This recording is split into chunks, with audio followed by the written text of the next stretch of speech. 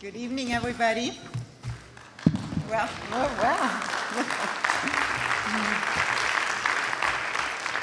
welcome, and thank you for coming.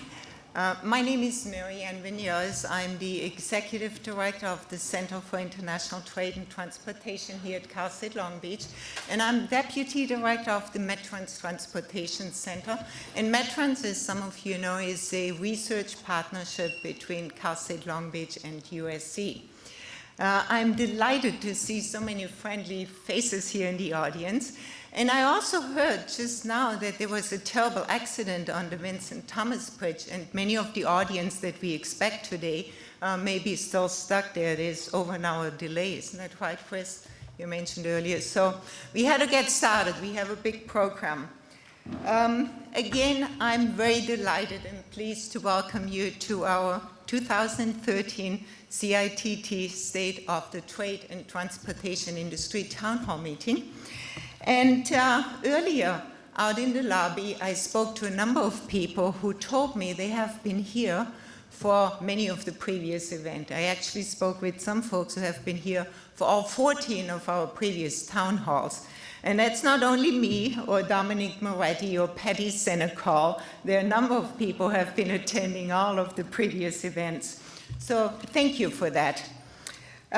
Since its beginning, and this was in 1999 when we staged our first town hall, our goal has been to provide a forum in which to explore key issues and challenges the goods movement industry and the many stakeholders who are in some way connected face. Those include the cargo handlers, consumers of goods, and residents of local communities through which the goods pass on their way to their destination around the globe. Our theme over the years have varied, and one that we used for most of our beginning events was called Global Connectivity and Collective Responsibility for Future Growth, Economic Well-Being, and Job Security at the ports of LA and Long Beach and its hinterland. As many of you recall, for the past 2 years, we used the point-counterpoint format to explore in a neutral setting the opposing or different perspectives on an important trade-related issue. This year, we return to our town hall format to discuss the critical issue of efficiency and jobs. The topic for the format selection actually begins with you, with the audience. We ask you in the evaluation form that you find in your program to give us suggestions.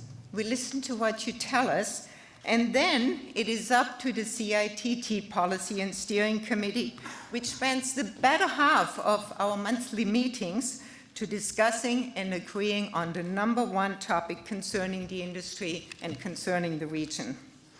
Actually, it was a statement, I should tell you, that Professor Mary Brooks of Dalhousie University in Halifax, Canada, made during our first point-counterpoint event when we talked about the Panama Canal. And she said, "It is ours to lose." Well, this reality resonated with us at the Policy and Steering Committee, and it also resonated with the industry, more so now than it was actually before. Without a doubt, our ports have a strong, effective system in place with all the operational advantages to accommodate mega ships and bring in the big cargo. But we can't take these advantages for granted.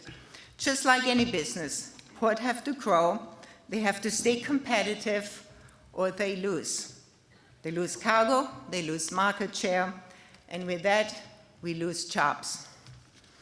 So at this point, ladies and gentlemen, it gives me great pleasure to introduce to you the Provost of the California State University, Long Beach, Dr. Donald Parra.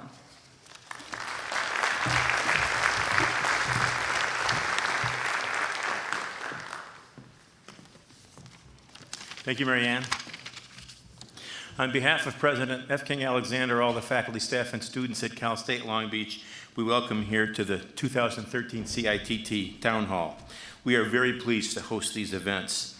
The importance of the ports to our region, to our state, to our nation, to our future cannot be overstated. The ports, as we all know, are a major economic engine for our region and beyond. Over the past 15 years, the CITT signature events, the town halls, and point counterpoints have become very much anticipated events. These events are recognized for having an important and timely agenda and serve as a forum where industry stakeholders, including community and elected officials, come together in the spirit of education. CSULB CITT is honored to be an active partner in the complex goods movement industry. We are pleased to offer first-rate training and education programs, and by offering a forum where industry stakeholders come together to address issues. Supporting this effort is Met Transportation Center, a research partnership between USC and CSULB. Our thanks to the Met Trans Associates and the sponsors whose generous support allow us to offer tonight's event free of charge, including no parking fee. Our thanks to the panelists for their willingness to share their expertise and thoughts toward defining efficiency in this complex industry. And congratulations to all of you for having the good sense to come to this event this evening. I hope it goes well.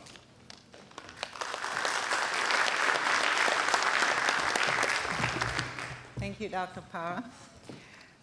Ladies and gentlemen, the economic impacts of seaports cannot be ignored. Seaports are essential in the economic growth and vitality of our nation.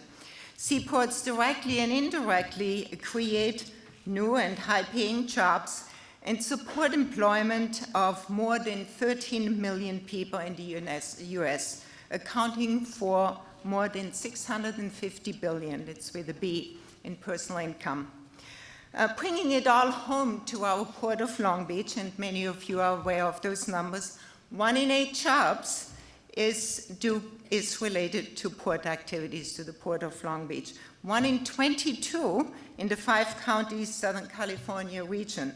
1.4 million jobs throughout the US, and nearly 14.5 billion annual trade-related wages are related to the Port of Long Beach generated trade. Now add to this the Port of Los Angeles, where you have 896,000 jobs in the region, 1.2 million jobs throughout California, and 3.6 million jobs throughout the United States. Now these stats give us an appreciation of our seaports and why we need to address the competitiveness of the ports. It's all about jobs, isn't it? Tonight, we have a very exciting agenda for you. Tonight, we would like to examine what makes a port and the regional transportation system competitive, how efficiency across the supply chain impacts the region's economy, affects the community, and provides job opportunities, and also how impact of local decisions affect national and global competitiveness.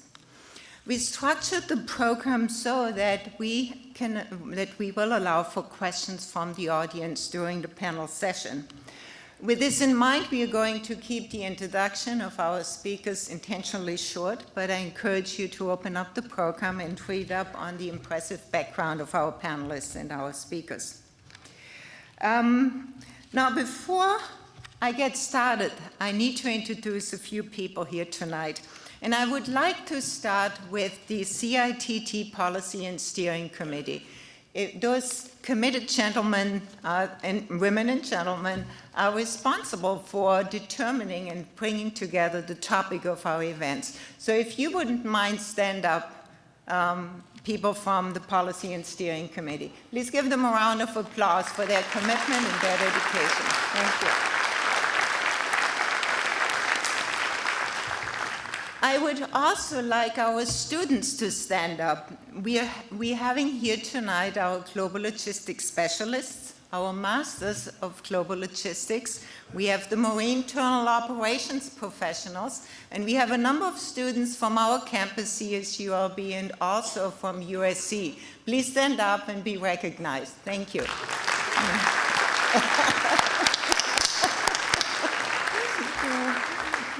I I almost said this is your future workforce, but it's also our existing workforce, is it not? Next, I would like to recognize some of the elected officials here tonight and also some dignitary. So what I would like to do is I'd like to call your name, if you wouldn't mind standing up, and the audience, please hold your applause until I'm done reading the names. I'm going to start with Commissioner Fran Inman from the California Transportation Commission, Commissioner Doug Drummond from the Port of Long Beach, Commissioner Rich Dines, Port of Long Beach. Representing Congressman Alan Lowenthal is Helene Ansell. Representing Member Bonnie Lowenthal is Nikki Tennants. Representing Supervisor Don Kanabi is Connie Siebel. Representing the International Longshore and Warehouse Union are Ray Famalati, International Vice President. Chris Viramontes, President Local 19.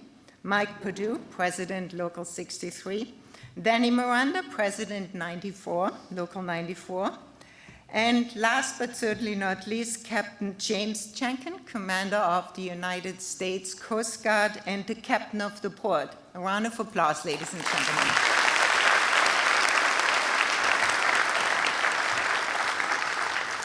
Now, before we get started, there are only two things that I would like to bring to your attention. First of all, tonight's proceedings are webcast. The webcast is going to be archived on our website, a CITT website, and you find the address of that website in your program on page 3, just below the agenda. Second, we need your feedback, and we would like your feedback. As I mentioned earlier, in your program, there's a yellow evaluation form. If you wouldn't mind, pull that out and start filling it out. Your comments and your suggestions for future topics are very important to us, so I appreciate you doing that. And now, ladies and gentlemen, it gives me great pleasure to introduce to you Dr. Jen Giuliano, who is the Ferraro Chair of Effective Local Government, Senior Associate Dean of Research and Technology, and Director of the Metrans Transportation Center at the Price School of Public Policy at USC. Professor Jen Giuliano.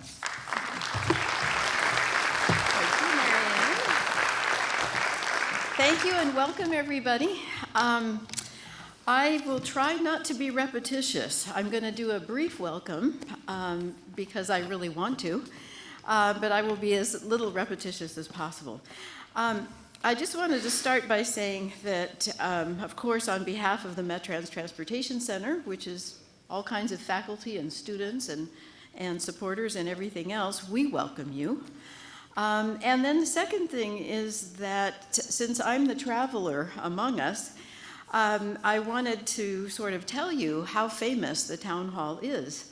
And that is that it's very well known across the entire United States as the premier stakeholder forum that brings together industry, government, and academia in a truly unique way. So we are really proud to be able to be doing this in year 14. We have a great program tonight, but first I want to take a few minutes to thank our sponsors. This year we established the Metrans Associates Program, which contributes to the support of the core operations of Metrans, both here at Cal State Long Beach and at the University of Southern California.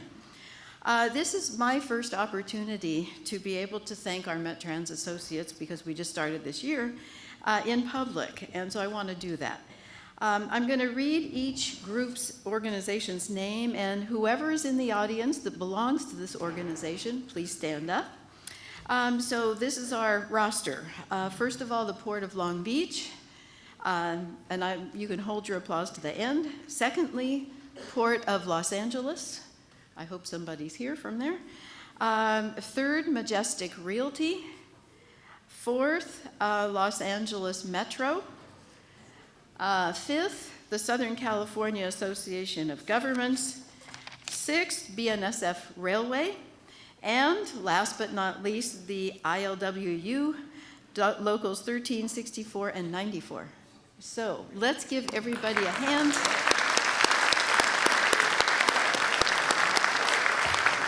Thank you.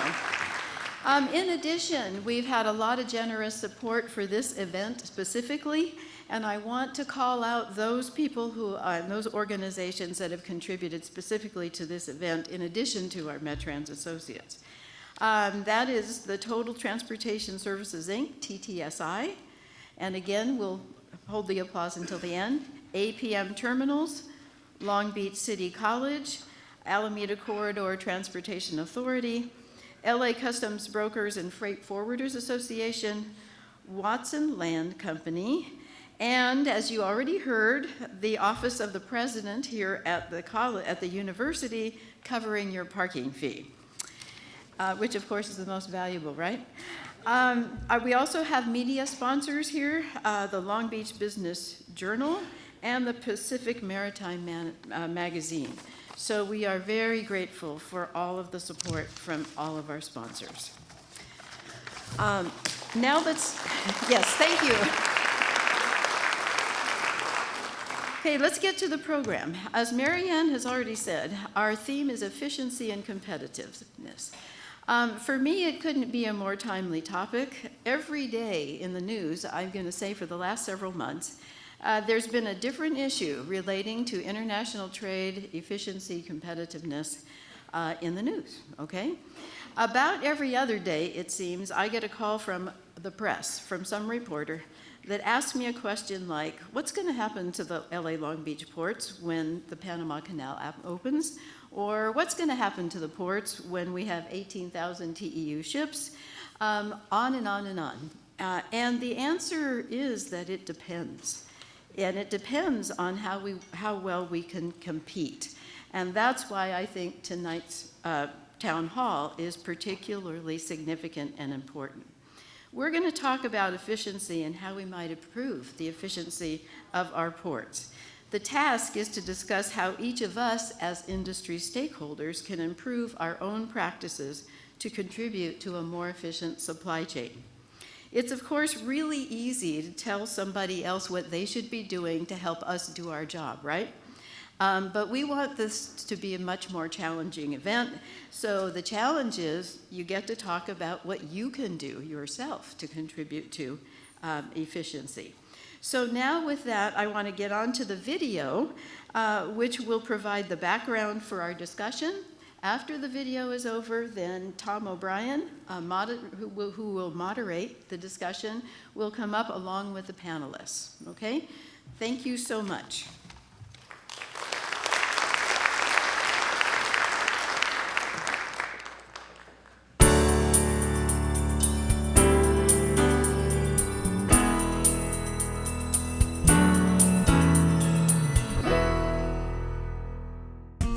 The goods movement industry in Southern California is the engine of prosperity for the entire region.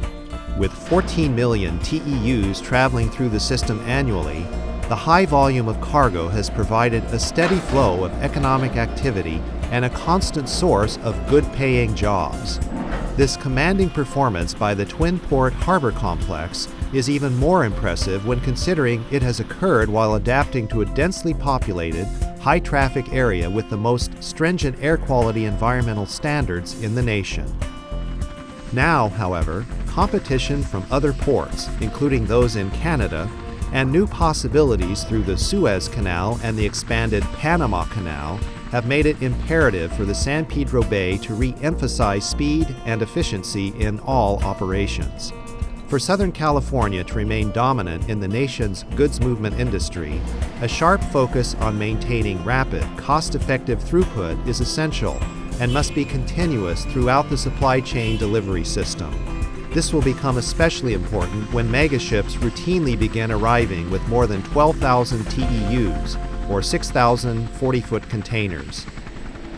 Traditional thinking in goods movement circles claims that containerized cargo exists in two forms, local and discretionary. As of calendar year 2011 statistics, local cargo accounts for about 34% of the total imported containers. These containers are delivered to their final destinations via trucks within a 500-mile radius of the San Pedro Bay ports. The approximately 66% of container cargo considered discretionary includes those intermodal goods that ultimately travel by rail to destinations east of the Rocky Mountains. A breakdown of the 66% discretionary figure reveals that 26% moves directly to on-dock rail. Another 13% is taken by truck to off-dock rail. The remaining 27% is trucked to a transloading facility where the goods are mixed or combined with other goods in larger containers and then trucked to an off-dock rail facility for the long intermodal journey east. The transloaded cargo requires large warehousing, distribution, and transferring centers capable of managing complicated cargo sorting specifications. Transloading is projected to grow in the future. New thinking about cargo delivery patterns now suggests that discretionary and local items are not as distinct and separate as they were in the past. If the most elastic or flexible discretionary cargo, the direct intermodal containers, can be lured to another port complex, a significant portion of the local cargo originally destined for Southern California can also travel to the alternative port. After all, trains and trucks can travel both ways, east and west, or north and south. These potential threats of cargo lost are more than just theoretical. One well-known major discount retailer previously delivered 60% of all of its overseas imported goods to the LA Long Beach harbor. Today, that volume has been cut to only 10%. Another recognizable retailer has reduced all of its imported deliveries to LA Long Beach from 74% down to around 50%. By taking these actions, beneficial cargo owners have echoed all of the expressed concerns regarding efficiency and cost in the San Pedro Bay. When we sit down and we look at efficiency and throughput, I would argue that it depends on which stakeholder you're talking to. They would put forward what the most important deficiency that we have, and in their perfect world, what the solution would be. The challenge is we need to find that common ground. We have lots of stakeholders in the supply chain, and on the one hand, when you think about it, I just want to pat us all on the back for saying, my goodness, how in the world have we managed to do this without a master plan, really? Clearly, individually, we all have master plans, but that's not a general plan, so to speak. One of the loudest complaints heard in the harbor involves frustration over the waiting periods for trucks seeking to pick up containers. Long waiting periods can cause the so-called turn times to stretch from 30 minutes to occasionally more than 3 hours. Truckers heading to the Inland Empire will make fewer turns per shift because of the mileage involved, but will receive more compensation to cover the additional road time to either San Bernardino or Riverside County.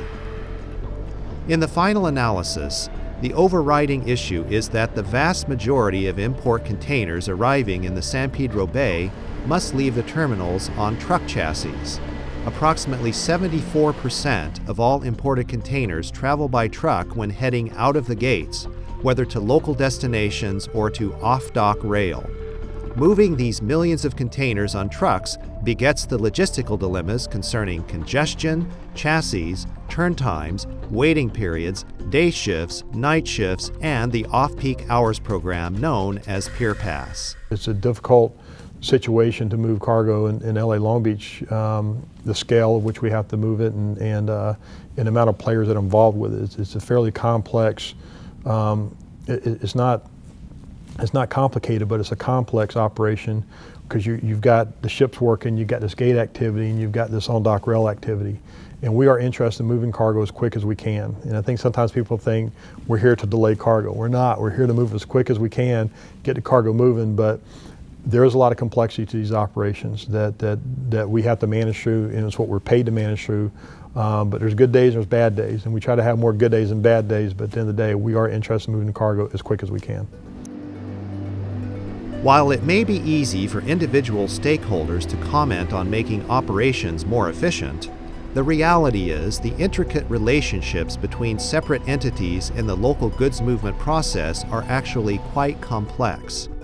Each strategy to improve efficiency has a ripple effect or a domino effect on other industry segments. When considering this interconnected complexity, it is important to recognize that the various major stakeholders follow separate business models and have differing objectives, which are not always parallel. The equally important participants with the most at stake in this example are the following. First, beneficial cargo owners, or shippers, which are mostly discount retailers, big box stores, electronics merchants, auto parts businesses, and clothing stores. Often the beneficial cargo owners, or BCOs, are represented by logistics providers such as freight forwarders and customs brokers who are contracted to arrange the most efficient container delivery strategies. Second, ocean carrier steamship lines, which deliver the important products port to port from the Far East. Third, marine terminal operators, which may or may not be owned or controlled by the ocean carrier lines. Fourth, the trucking industry, which includes dispatching and the driver-owner-operators. Fifth, longshore workers and the ILWU. Another affected stakeholder group without a direct business interest is the local population living near or next door to harbor operations. Well, there's a lot of fear, first off, in the community. Number one, of the anticipated growth coming forward. Currently there are 5 projects that are impacted in the community, and most immediately the West Long Beach community. Those projects being the Middle Port expansion, the Desmond Bridge, the PRS, the SCIG project, and in addition the expansion of the 710 freeway. Beneficial cargo owners have various business objectives. High-value products like jewelry, designer clothing, and expensive electronics items may need to get to the marketplace quickly. Accordingly, containers carrying those goods will get priority shipping service. Volume-based discount retailers, on the other hand, may not demand as much urgency for containers loaded with inexpensive household items and everyday goods. Yet, with thousands of containers arriving on the same ship, the high-value container can end up on the bottom of the stack in the marine terminal. When the truck comes to pick up the high-value container, it forces the movement of lesser-value containers which reside above it in the stack. The containers that get moved around to provide access to the higher-value container will inevitably be shifted back into another stack. When multiplying this process by thousands of containers and the random sorting that has to occur repeatedly, the magnitude of the problem becomes apparent. Ocean carrier lines concentrate on shipping high volumes of containers from the manufacturing hubs of East Asia to North America. The carrier lines are always seeking a competitive edge when providing pricing to beneficial cargo owners. A competitive edge can be the ownership of or a controlling interest in a marine terminal facility. At every step, the carrier line seeks to operate with the least amount of cost in order to lure customers. Contracts between ocean carriers and BCOs are short-term and are reviewed every year to address costs, placing enormous pressure on the steamship lines to focus only on expenses. Cutting costs potentially adds time to the final delivery of containers. A ripple effect can be the on-duty labor staffing at the marine terminal becoming overwhelmed during night hours as trucks arrive in large numbers to avoid daytime traffic mitigation fees. Marine terminal operators follow a business model that must take into account projections of container volume and the subsequent cost of moving that cargo all the way from the ship to the trucks that deliver it outside the gate. This business model has to include an attainable profit margin in order to stay in operation. Contracts with shipping lines for stevedoring service and final delivery are negotiated in long-term deals, often extending as long as 10 years, although the deals can be terminated with short notice. The contracts in the past have assumed that cargo would move in the daytime hours between 8 to 5 in order to keep labor costs as low as possible. Changes to operations, such as Pier Pass traffic mitigation fees, driven by community pressure and elected representatives, have pushed more than half of container pickups to night hours and Saturdays, when labor costs are higher. On-dock intermodal cargo is exempt from Pier Pass and can travel anytime without the fee assessment. Pier Pass was not on the horizon when contracts with shipping lines were negotiated 10 years ago. According to Pier Pass officials, traffic mitigation fees currently only cover about 2/3 of the cost of nighttime operations. Terminals also must shut down large portions of the docks to civilian traffic for safety reasons when active stevedoring operations are underway. Compared to other ports in other regions, real estate is at a premium in the LA Long Beach harbor. Terminals must pay more per square footage on their leases in Southern California than they would elsewhere in the United States. All costs have to fit into the profitability model. I think the supply chain in general here is strong, but there's always some caution about whether we're doing enough to stay competitive, right? If you look at figures from recent years in percentage of goods of all West Coast traffic that's moved through here, we've lost a little bit, and ports both in Canada and Mexico have gained at our expense. There's a lot of factors that go into that. Some of it's the economy in general, but there's always an alternative. There is always an alternative. The trucking industry involves mostly local owner-operators who invest in their own trucks and must rely on steady work and multiple daily turns in the harbor to make ends meet. Truckers face delays when chassis are not readily available or must be retrieved at a different terminal or yard from the location of the container. The cost of maintenance, coupled with the inconsistent availability of chassis, has become an issue in the harbor. A heavy imbalance between imports and exports often means that empty outbound containers and related equipment must be repositioned or transported around the terminals without any revenue-generating cargo being involved. Also, because of increased nighttime container movement related to Pier Pass, many truckers have opted to wait outside terminals as long as 2 or 3 hours before night gates open. They do this with the hope of being first in line when the night shift begins. Some truckers have decided to split shifts from 1 p.m. to 10 p.m., hoping to catch several hours of afternoon cargo delivery before entering the more congested evening hours when turn times tend to slow down. The result is a situation whereby Monday through Friday daytime mornings are not congested. However, beneficial cargo owners who desire to avoid daytime traffic mitigation fees lack the incentive to dispatch trucks for pickups during those uncongested morning hours. We've got a lot of competing pressures. You've got the terminal operators that are constrained in terms of the amount of money that they can spend on labor in any one shift.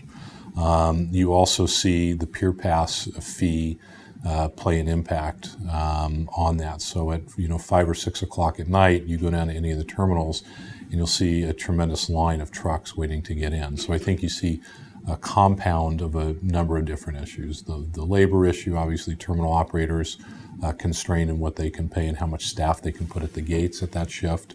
And then you see the Pier Pass fee, click off at 6 o'clock. And so I think you combine all those things and you see just a tremendous wait at the gates to get in at 6, 7 o'clock.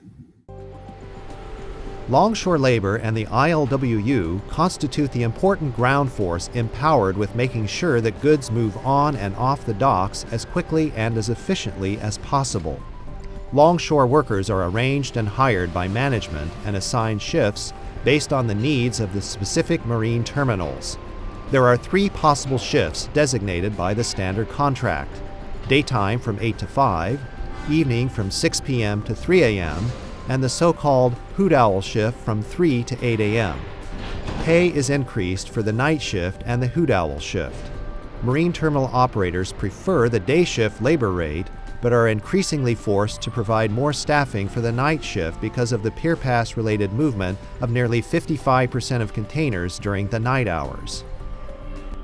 Independent truckers working in a split shift between noon and 10 p.m. are effectively straddling the day and night shifts of the ILWU. This split shift strategy includes a break between 5 and 6 p.m. when no containers are moving.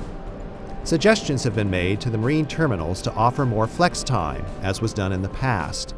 This flex time proposal would bridge the lunch hours and the evening breaks in order to facilitate operations non-stop from 8 a.m. to 3 a.m. The ripple effect in this case would be additional labor costs for the marine terminals. However, ILWU leaders insist that the gains in overall efficiency would more than offset any additional expenses. So everybody's looking at what can I do to save the bottom line. So if I can drive at night, it's cheaper for me to do it, I do it. So people are doing that, which means you start picking up increase in night work. But the problem is the manning doesn't increase with the night work either. They keep the same amount of manning, they don't increase it to offset the increase in truckers moving to nights. So you still have wait times, you still have the same inefficiencies you have on the day side. There's a lot less personnel working on the terminals themselves, so you always have a lot more inefficiency with worker personnel. So you have those two problems. You also have the instance with making it feasible here. Pier Pass comes with a big price tag. Residents who live in the neighborhoods near the big cranes and the trucking lanes and freeways have expressed their concerns about goods movement and truck congestion issues.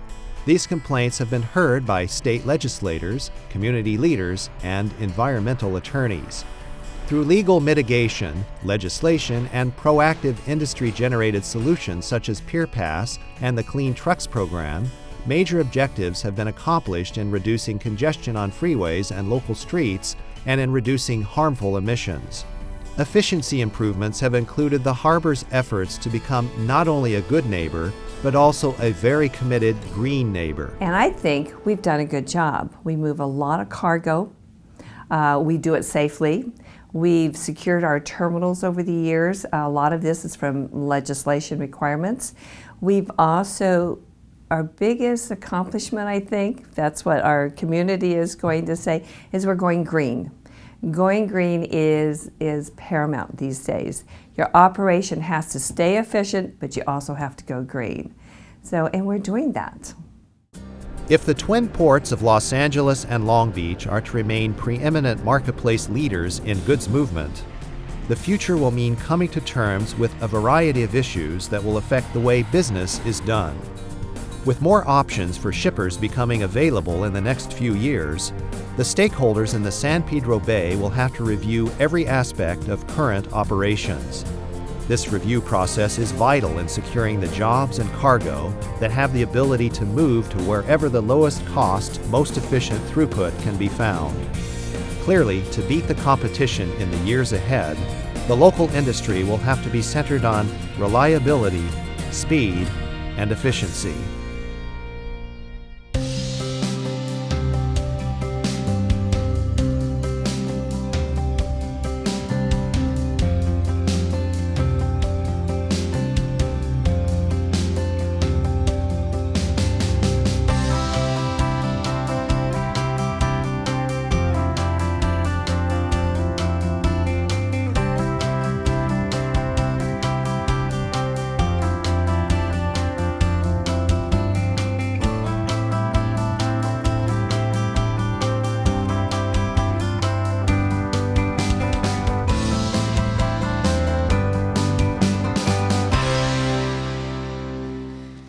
Dave Kelly and the team at Advanced Media Production in the College of Continuing and Professional Education for another, I think, tremendous, informative and educational video. So, round of applause to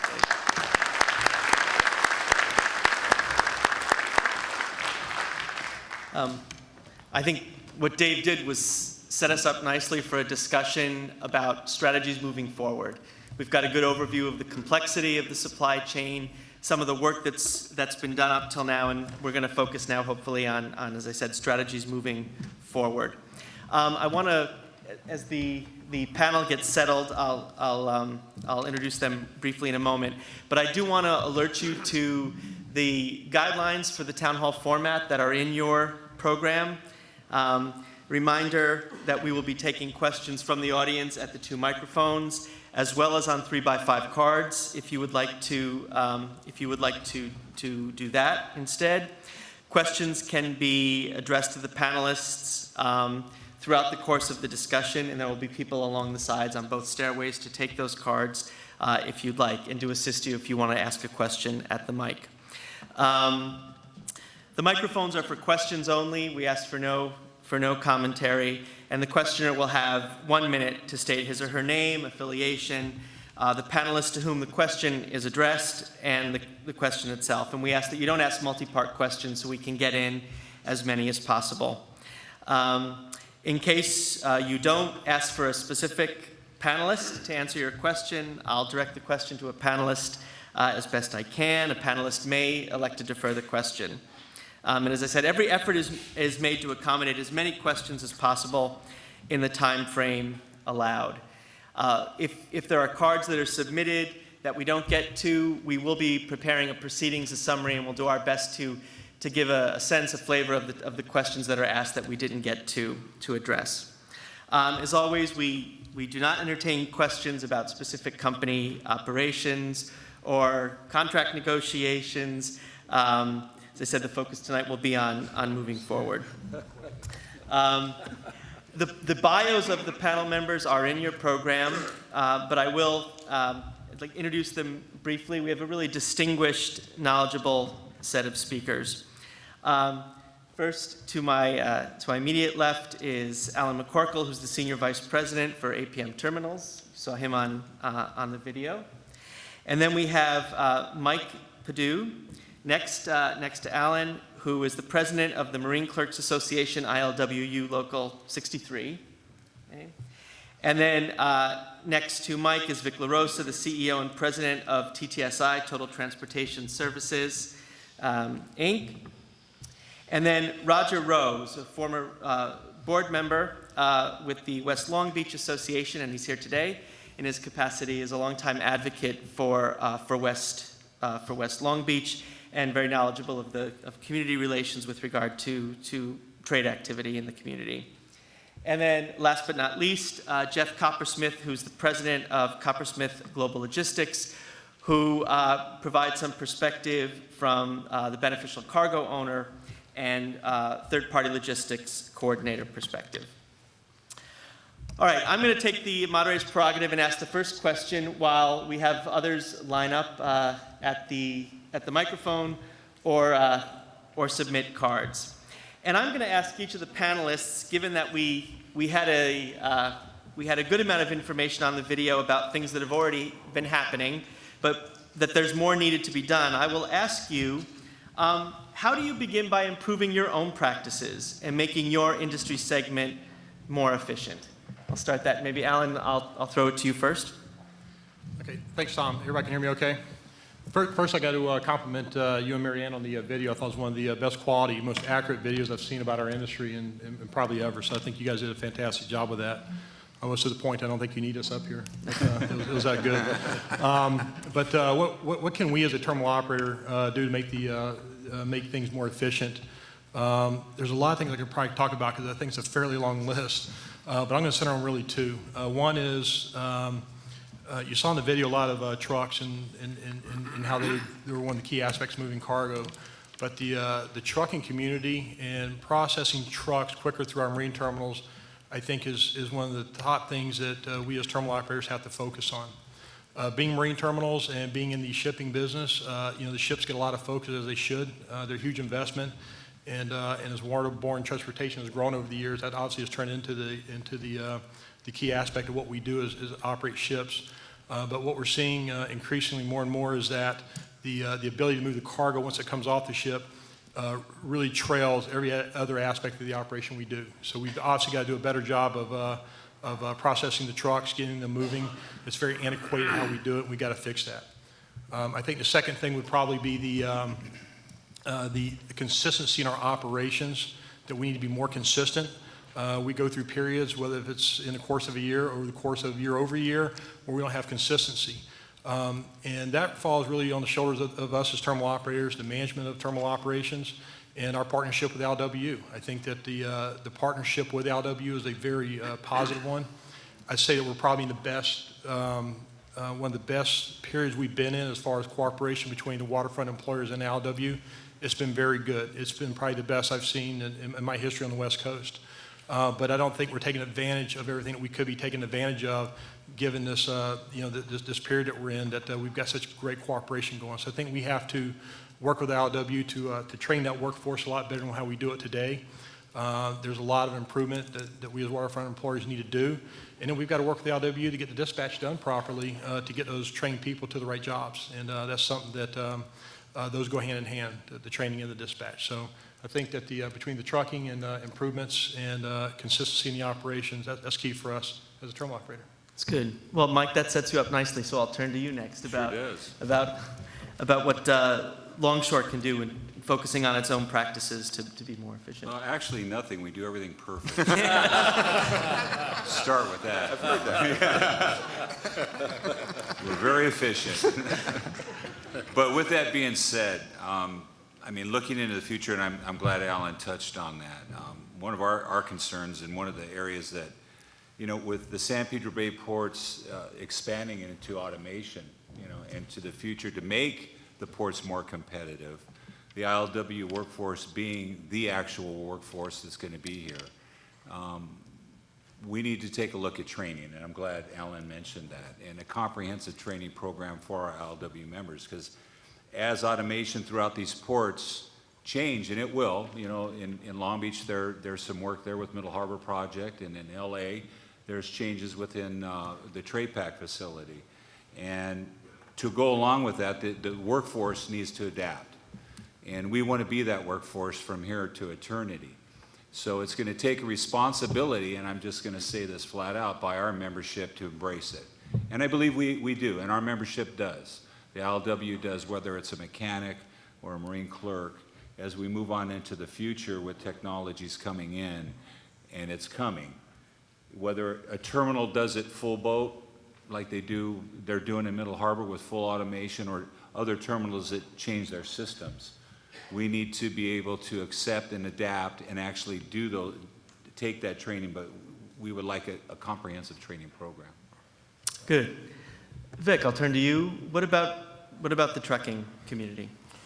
Tom, I'm just going to highlight 3 areas that the trucking community needs to really pay attention to. And the first one is, you saw in the video that part of the problem, or one of the issues, is the wait times at the gates. Well, the trucking community is also part of that problem.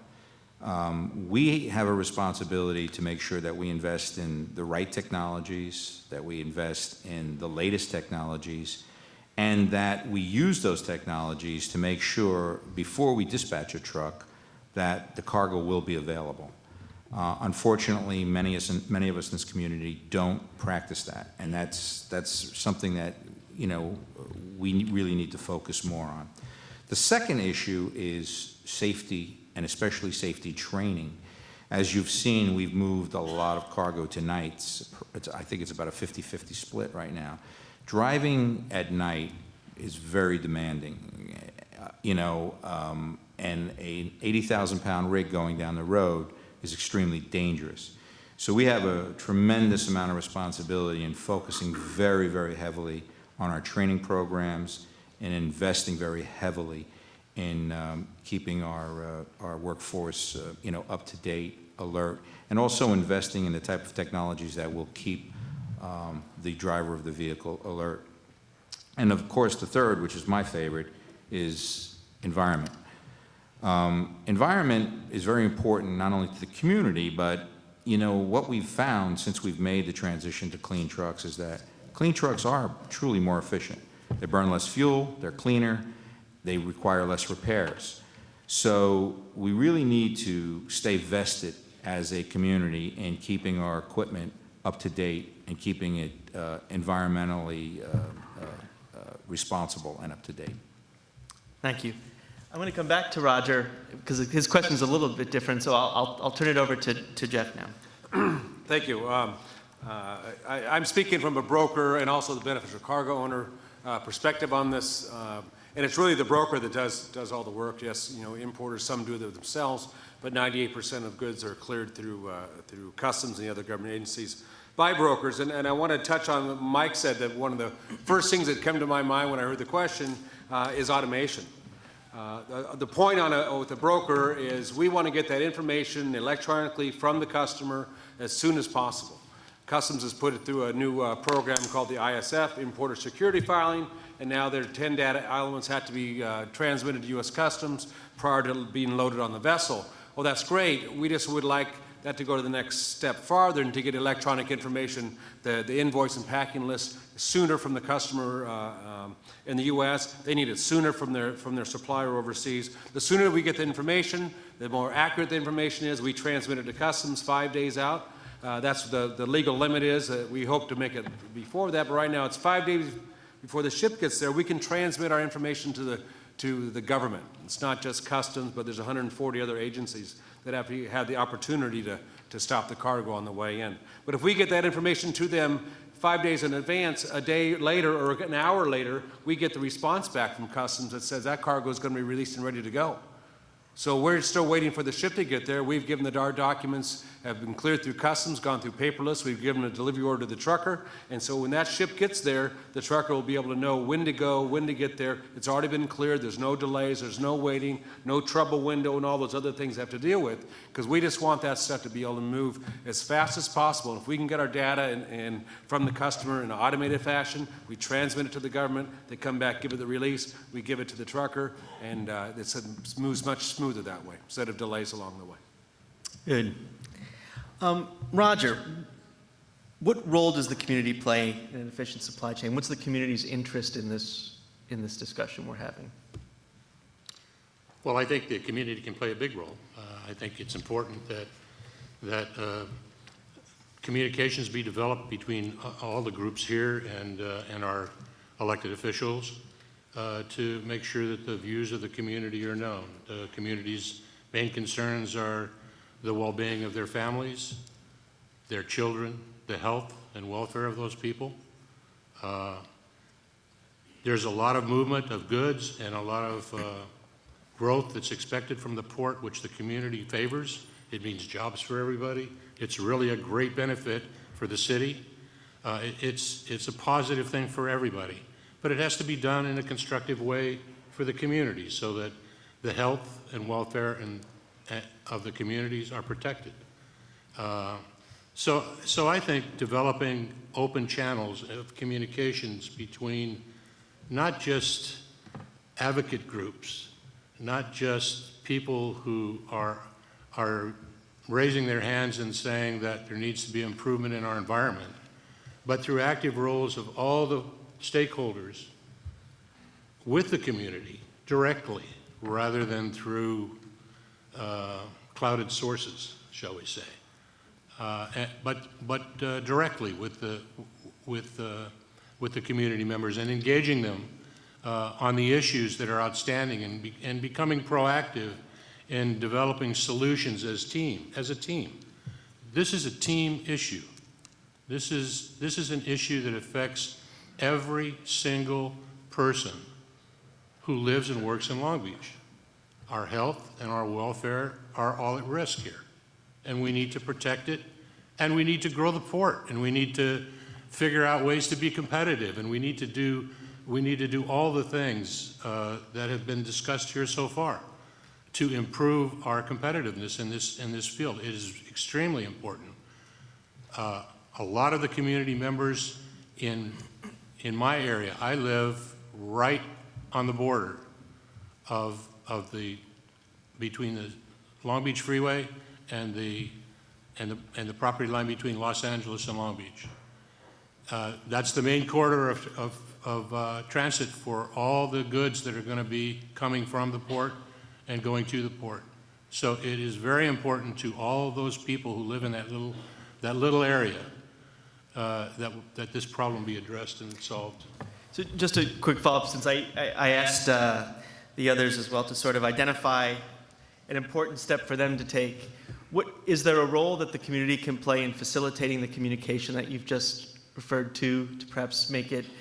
There are a number of community groups.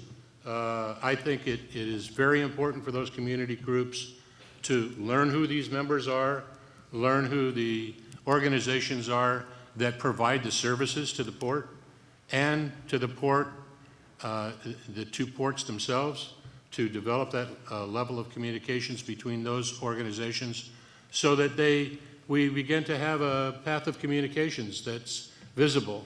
And certainly through our elected officials, I mean, we have council members and we have a mayor and in the city of Long Beach. So we do have that path, but that's not necessarily the most effective path.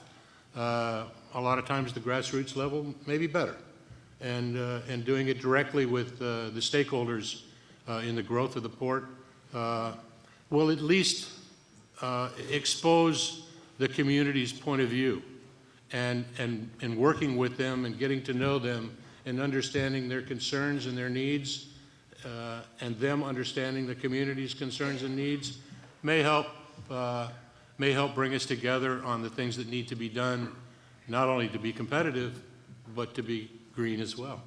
Great, thanks. We've got some questions here at the mic, so please, if you could state your name and affiliation and who you'd like to direct your question to. All right, thank you very much. My name is Gary Shelton. I'm wearing the badge today of my city affiliation with the City of Long Beach as a Commissioner for Community Development.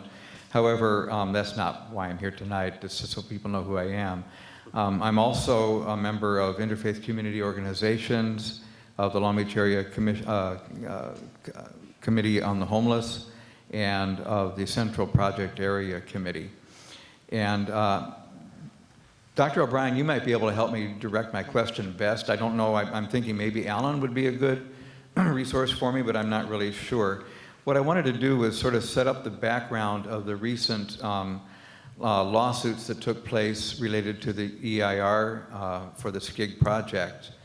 And I'd like to hear a description of how people would describe any loss of efficiency that the port will suffer resulting from the delays that could be expected or changes in the scope of the project until that issue is settled. Last, Alan, I don't want to talk too much insider baseball, so I don't think we want to focus specifically on any one particular project, but maybe, Alan, there is a question there about delays in the review process and what that means to efficiency. Yeah, let me touch on this one. I think that, again, not be specific to one particular industry, but I think the challenge that we have in Southern California is that when it comes to development of facilities, whether they be rail facilities, terminal facilities, or the expansion of those facilities, it's a long, expensive process. It takes years and years and years. And just to give a point of comparison here, we do developments as APM terminals in other parts of the world, in other parts of this country. And what you run into is that when we go to other parts of the world in other country, East Coast, Gulf, and you as a business want to come in and grow your business or develop a business there, the communities, the government officials, they welcome you with open arms. And they facilitate, because most companies do want to work with the communities and they want to work with the local stakeholders. But those local stakeholders, they welcome you with open arms, and you can get things developed and done in a timely fashion. And there have actually been projects that have been started in other parts of this country by our company and other companies that have gotten done, that started years after projects were initially put on the board here, that got done years before this one ever got approval. And I think that in today's world, there's a recognition of the environmental concerns of business in general. And I think that the effort's got to be made to say that if it'll create jobs and the environmental aspect is being covered in the project, because we know the project's going to create jobs, whether it be construction jobs or business jobs after it's open, we as a local industry have got to, in government, have got to find a way to make that, to expedite the process. There's going to be pros and cons to every project, no doubt about it. But at the end of the day, getting the project done is probably best for everyone, as long as the local stakeholders are brought into it and their needs are addressed. Thank you. Anyone else want to address that one? No? Didn't think so. Do we have a question on the other side, Elizabeth? No? All right, I have a question from the audience. And this actually gets back to something you just touched upon, Alan, and maybe each of you can talk about it from your perspective. When you're looking at trying to improve efficiency, where do you look to for best practices? Where do we look at for best practices? As us at APM Terminals, we're part of a fairly large global network. And first off, I'll just tell you right now, we'll look anywhere we can for best practices. But we've got a fairly robust terminal network that's global in nature. And one of the first places we'll look, obviously, is we'll look at other terminals in our network. Most people are doing something really well. Not everyone's doing it all great. And if you can pick a little bit from another terminal in our network, we'll do that. We'll also lift things from other industries. The steamship industry, the terminal operating industry, is not the most technologically advanced one out there relative to other businesses. So I think one of the things that we try to do is look at other industries, do comparisons with industries that have similar business or similar working environments as we do, and to try to find some improvements there. I don't think it's a huge secret that, when you look at ports and other industries, especially the terminal business in places in Europe and China, that they're much more advanced than we are. So we're just trying to find out, but understanding also those businesses are different in a lot of ways too. So you can do something over there that works very well that might not work so well here. But we try to just pick a little bit from there, from other terminals that are much more advanced and from other industries. Anyone else have a thought on best practices? You, Vic? Fortunately, we operate in multiple ports throughout the United States. So there's actually two places that we go for best practices, and that's we look at the other ports, and we've seen in other ports some areas of best practices. One of the things that I think we were heavily responsible for was having the ports of LA and Long Beach look at the chassis model in the Port of Virginia. I think we can do better here, and I think we will. But it was a good example of a best practice. And then the other place that we look is our competitors. We look very heavily at our competitors, and we want to see what they're doing. We like to, vehicles are very important in our business, and we like to see and watch what vehicles are performing better than others, and where we're getting better mileage, where we're getting better efficiencies, and where we're getting better, use of the vehicles. So those are basically two areas. Okay, good. We have another question at the mic. Yeah, my name is Jeff Standart. I'm with Express Reefer Transport, and it's directed, I guess you could help me, Dr. O'Brien. The port complex of LA Long Beach has gone from third in the world to about 6th or 7th. You've lost a lot of business. How do they expect to, with the Panama Canal and the East Coast building infrastructure, Canada and Mexico building ports, how do they want to get their business back? Well, Mike, can I start with you, and then we'll... I defer to Alan. Well, no, there's a stake for everyone in all of this. So. How to get the business back? Yeah. Look, I know there's a lot of concern with the Panama Canal, the Suez Canal. And it's a concern for us too. I personally will have to see. I think the infrastructure in the San Pedro Bay ports and what we have here outshines any other port in the nation. That's my particular opinion. And the infrastructure we have with the rail, and I didn't want to really get into the SCIG project because then we would probably get into a point-counterpoint topic. But these nuances and these projects are going to enhance this port and help take the load off the terminals. And the ILW is totally in favor of that. And, but as far as the practices in other ports and being concerned, Jeff, about the Panama Canal in particular, to me it's a wait and see. I'm concerned about the low-value cargo being, diverted through the Panama Canal. But there's options here in the ports of LA and Long Beach.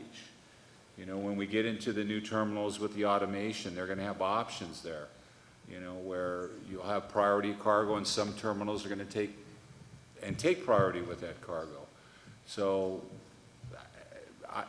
we'll have to see how that goes. How to draw it back here, I don't know. At this point, I don't know. Alan might be able to. You have any thoughts, Alan? And then I'll ask Jeff the same thing, perhaps. Yeah, Jeff will probably say this a little bit of this too, but I think first and foremost, we got to lower our cost base. The gentleman's point was very good that where we've dropped as a port ranking is probably pretty accurate, and we have lost cargo, and we lose cargo as costs increase. We lose cargo as we have labor disruptions. We lose cargo as we have inefficiencies. you know, people that are shipping cargo, and they want a low cost, they want a consistent, reliable service at a low cost. And you got to look back and say, is we as a group of stakeholders offered a consistent, reliable service at a low cost? And we haven't. Quite frankly, we haven't.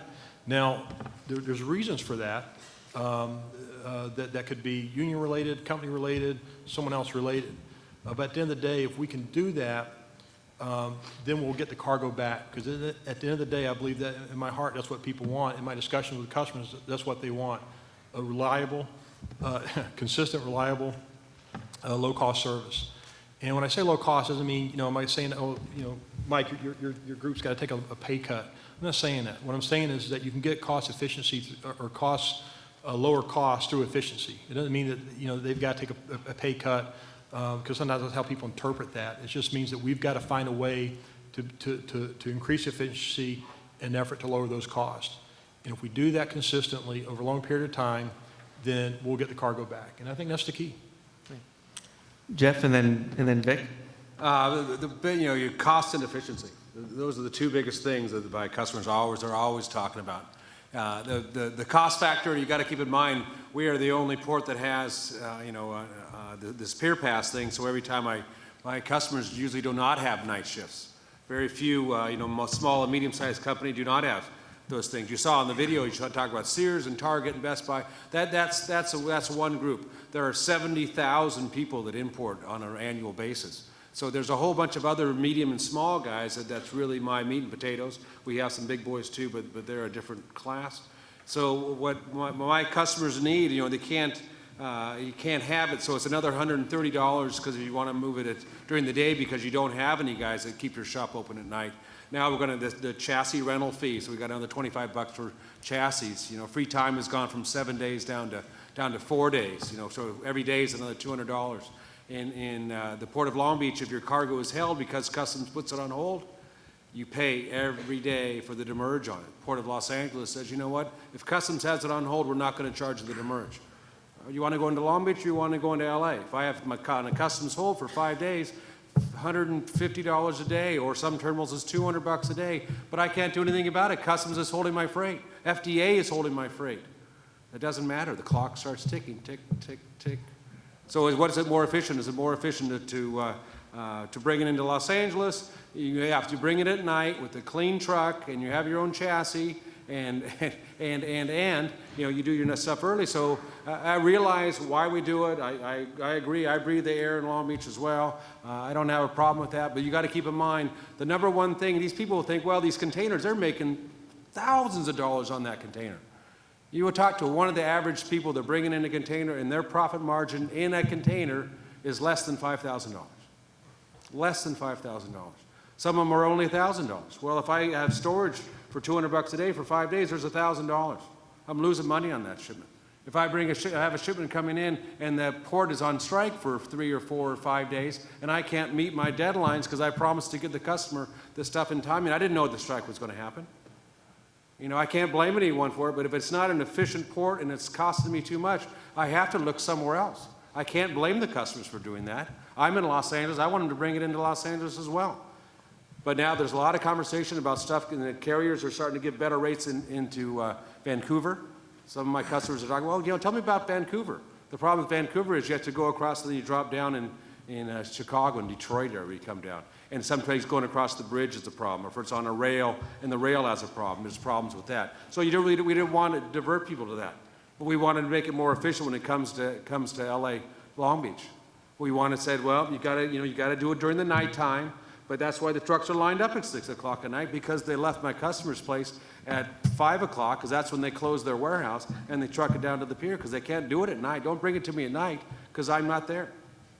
So cost and efficiency are the two things, and that's really critical to my people, because something gets held up for any reason due to no fault of their own, a strike, a shortage of chassis, whatever the case may be. That throws their whole supply chain off, and that's where they come back and complain to me.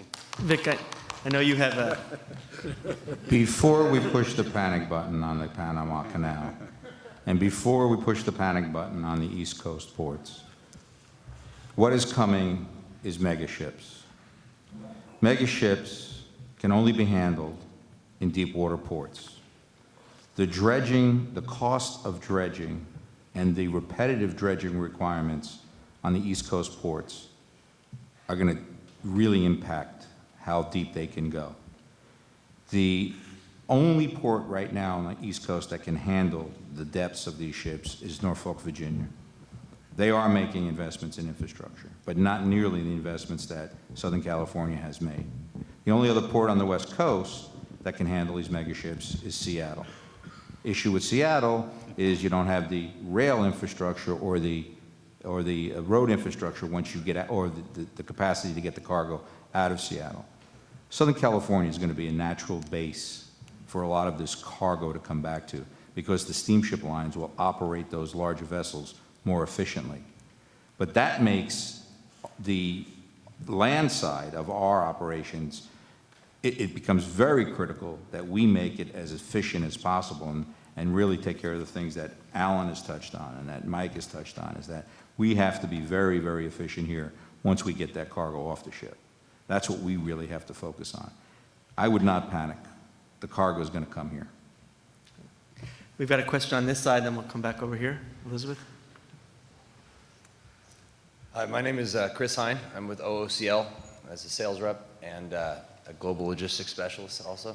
To your question there, Vic, the mega ships are probably going to degrade the services, I would think, as more cargo comes in. Also going to lengthen the discharge times, which kind of takes out the, limits your ability to pick up cargo throughout the 24-hour period. So how prepared are we to discharge at all of our terminals these mega ships, and how much is it going to affect the discharge times?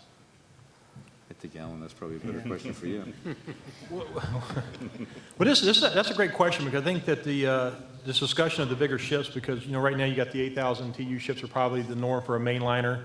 You're starting to see some 10 and 11,000s coming in, and as some of these bigger ships come into the Asia-Europe network, then obviously the expectations will get to 13, anywhere from a 13, 14 to 15,000 TEU ship coming on a regular basis. Probably more likely 13, hopefully growing to 15. And your point's a good one, because the ships, as they get bigger and there's more discharge time, the steamship lines have an expectation that they'll get that ship out in the same amount of time that you get the ship out, the 8,000 TEU ship out now. So if the 8,000 TEU ship gets out in 6 shifts, for just as an example, the 15,000 or 13,000 TEU ship, they want to get out in the same amount of time. If they don't get out in the same amount of time, then they're losing the benefit of bringing the big ship into the network.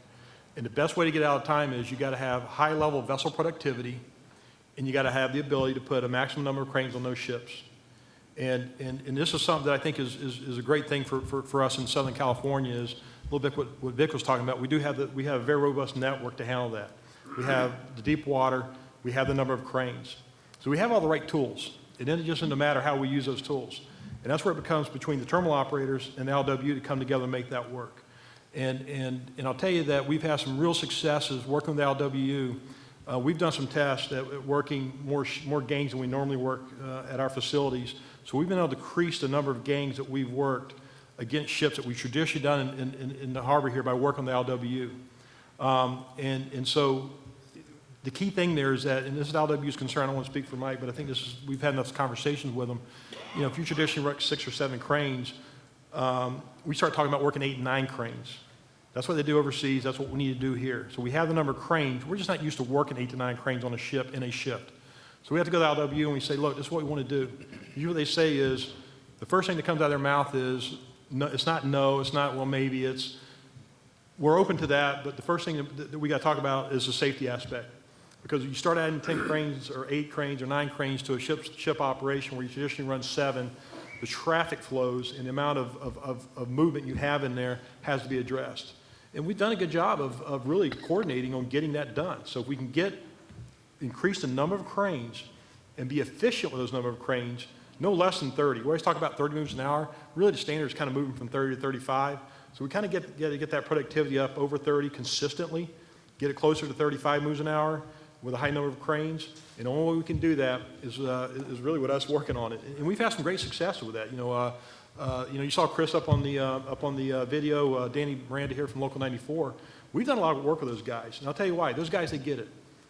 They get it. They understand it. And that hasn't always been the case, as we do this business over the years. But right now, I'll tell you, the guys that are in place, they get it. We're making some good improvements there. We're not there yet, but we're on the right track. And our expectation, the ship comes in, we will turn, bottom line, we'll turn the big ship in the same amount of time we're turning today's big ship, which will soon be the smaller ship. We have a question here. Thank you for waiting, your patience. You're welcome. Thank you.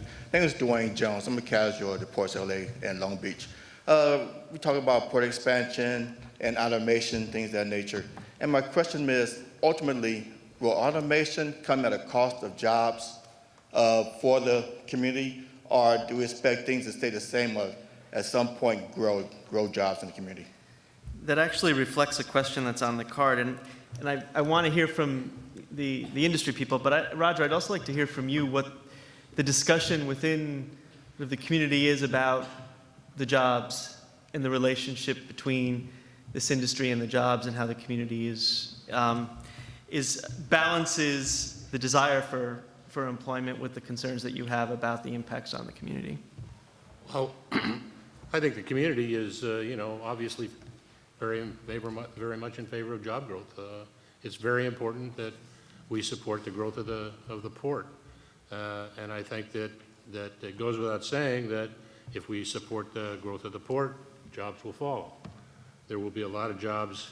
To this gentleman's point, there'll be a lot of new kind of jobs than those that are available. Will be higher skilled jobs that will develop because of the automation that comes in the groups that are associated with the movement of freight, and that's to everybody's benefit.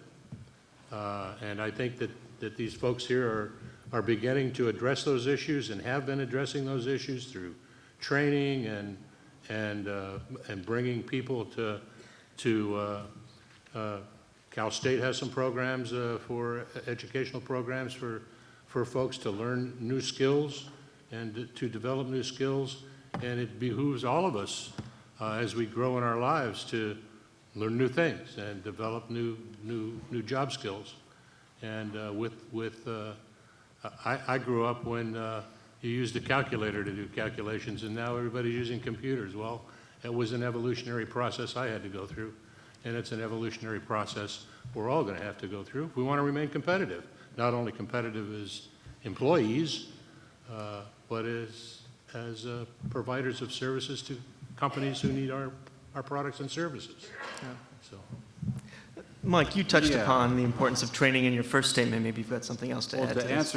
Dwayne, to answer your question, I mean, of course there's concern with the loss of jobs, but I think if we work as a whole here, and I think we have with all the stakeholders involved, there's been a lot more cooperation as far as the important thing here I think people need to understand is there is a concern by the ILW and it's there because of automation. Is it something I feel that's going to happen overnight? No. And I think some of these terminals that are introducing this are going to see how it's going to work before other terminals, not speaking of anybody specific, they want to see how this is going to work out before they invest the funds into developing their terminals. With that being said, I believe the ports and all the stakeholders have a fiduciary responsibility to make sure that there are jobs for the community. There are jobs for the region. I mean, the employers and the terminal operators, we have to make sure that we're bringing the tax base into this region. There's a responsibility there, not only for the environment, but to make those communities in which these shipping operators come into, that they have a responsibility to the communities that they come into. That's to my heart with that, because we all in the ILWU, as well as a lot of our employers, live in those neighborhoods for the clean air, for the jobs, and all that, though, not just the longshore jobs, and I'm not just talking about the longshore jobs that are in the port, but the truckers and everybody that's in the supply chain We got to make sure that that keeps California strong and keeping the commerce too here. And it's a balance there. It's a tough line to follow, but to your point, Dwayne, I don't think it's something that's going to happen overnight, but it's something that I think all the stakeholders need to be aware of. Thank you. Vic, there's been a tremendous concern about churn in the industry, in trucking turnover. How would you describe sort of the state of employment in trucking, and what are the concerns about efficiency with regard to the employment base in your segment of the industry?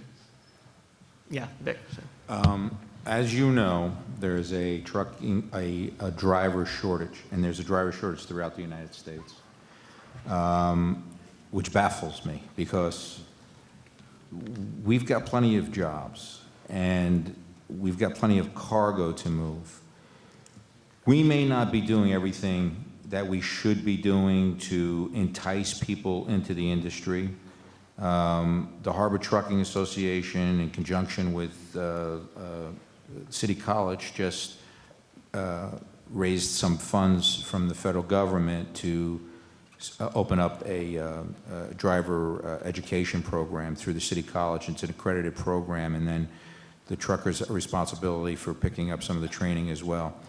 But I think we were very successful in the first go-around, right, Fred? We have about 35 candidates show up for the class.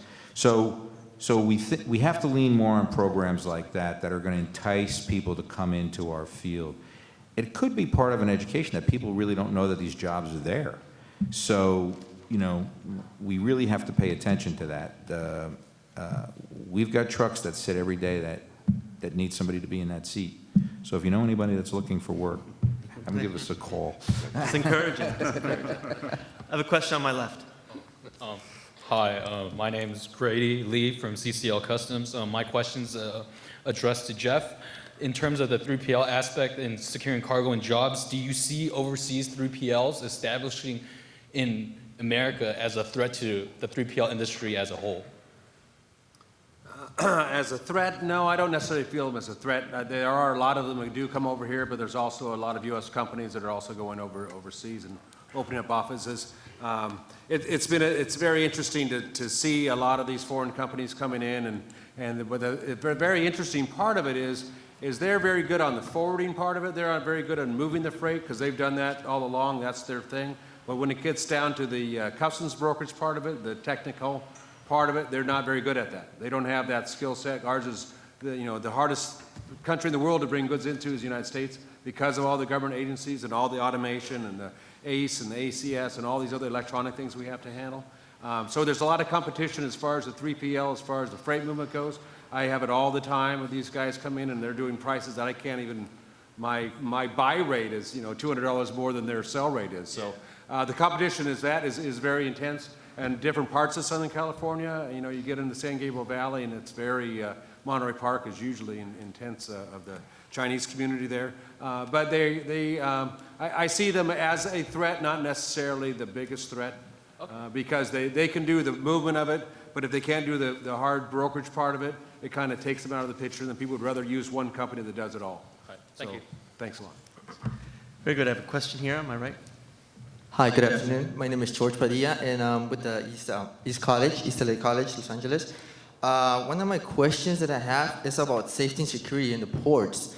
I've been hearing the conversation about how we're going to improve jobs, but I'm kind of a little bit concerned about the safety and the security in the ports when it comes to like how to increase that, how we're going to increase that part, because you know how it's going to be a little bit more extended when it comes to the Panama Canal.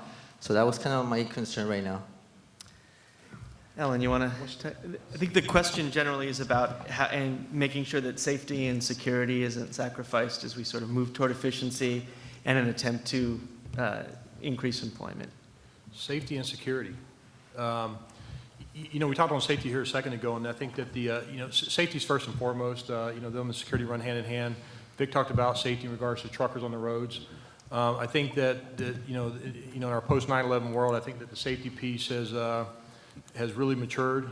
You look at the comparison marine terminals and the port complexes years ago and where they are today, it's a whole different world. I think the Coast Guard has done a fantastic job of navigating a lot of very difficult requirements that might be out there to make it where we can be safe and still move cargo, and I think that's sometimes a tough balance. But I'd say the safety in our industry overall is improved year on year. It's not where it needs to be because people are still getting hurt in all aspects of the business. People are still getting killed in all aspects of the business, and we got to get that better. Security you know, I think if you'd ask any terminal operator what's been the biggest change in the industry over the last 20 years of moving cargo, safety and security are hand in hand. Those things have gone farther than anything else have ever gone. And the security is right there with safety. And I think the different thing about security is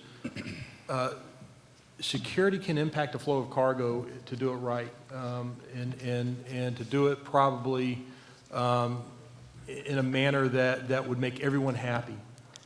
And at the end of the day, that if you want to secure and be safe on everything, you just shut everything down.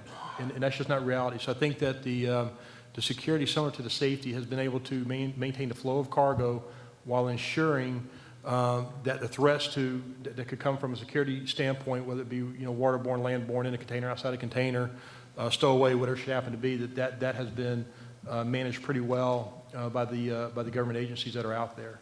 I'm not sure if that was the question, but I think that both the development of those has been pretty robust. Yeah, well, sorry. It does actually answer my question, but I was just going to kind of wonder, are we going to increase a little bit more? Like in the issue of an increase in the Panama? I mean, that was kind of my... I'm not sure. So the impact of expanded canal on... Yeah, in the safety form of, you know, how, well, we're going to bring more stuff, more cargo. So are we going to increase a little bit more in that part of the issue, or how is it going to be in development when it comes with technology? Don't know. I think turn it to actually Mike. Mike might have some comments on the safety. I know it's near and dear to the heart of the ILWU. I'm not sure that George, there's a on direct the relationship to the question, canal. But my concern is, and I'm going to bring it out there now, is in regards to safety. And Alan's quite right. I mean, safety in the LA Long Beach ports is pretty good. Customs is doing a great job. I know some of our concerns, and it's the concerns I believe of everybody, is sequestration. So I'm going to throw that out there now. And cutting back on the overtime. I don't think we've had a big impact yet. You would know more, Alan, than I do if it's hit the terminals yet. But cutting back on overtime for our CPP officers, and that could impact and delay ships. So talking about efficiency, I think we need to be with our officials and our elected officials, and they have been.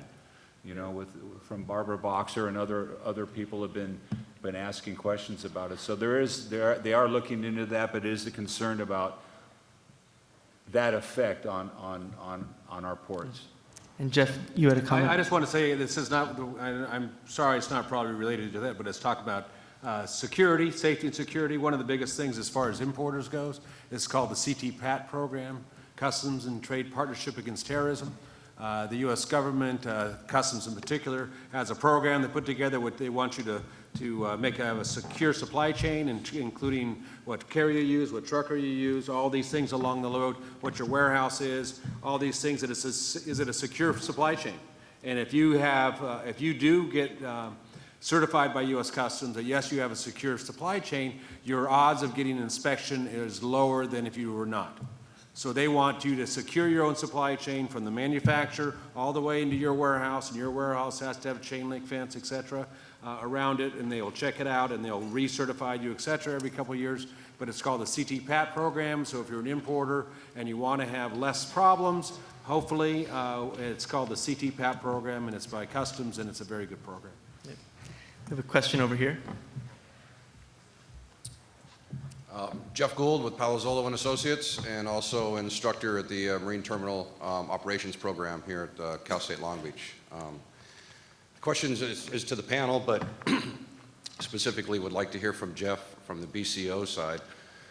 We talked about the larger ships coming in and the need for greater productivity, but we only talked about getting the containers off the ship into the yard. And I think the number 35 moves per hour was suggested as what was needed.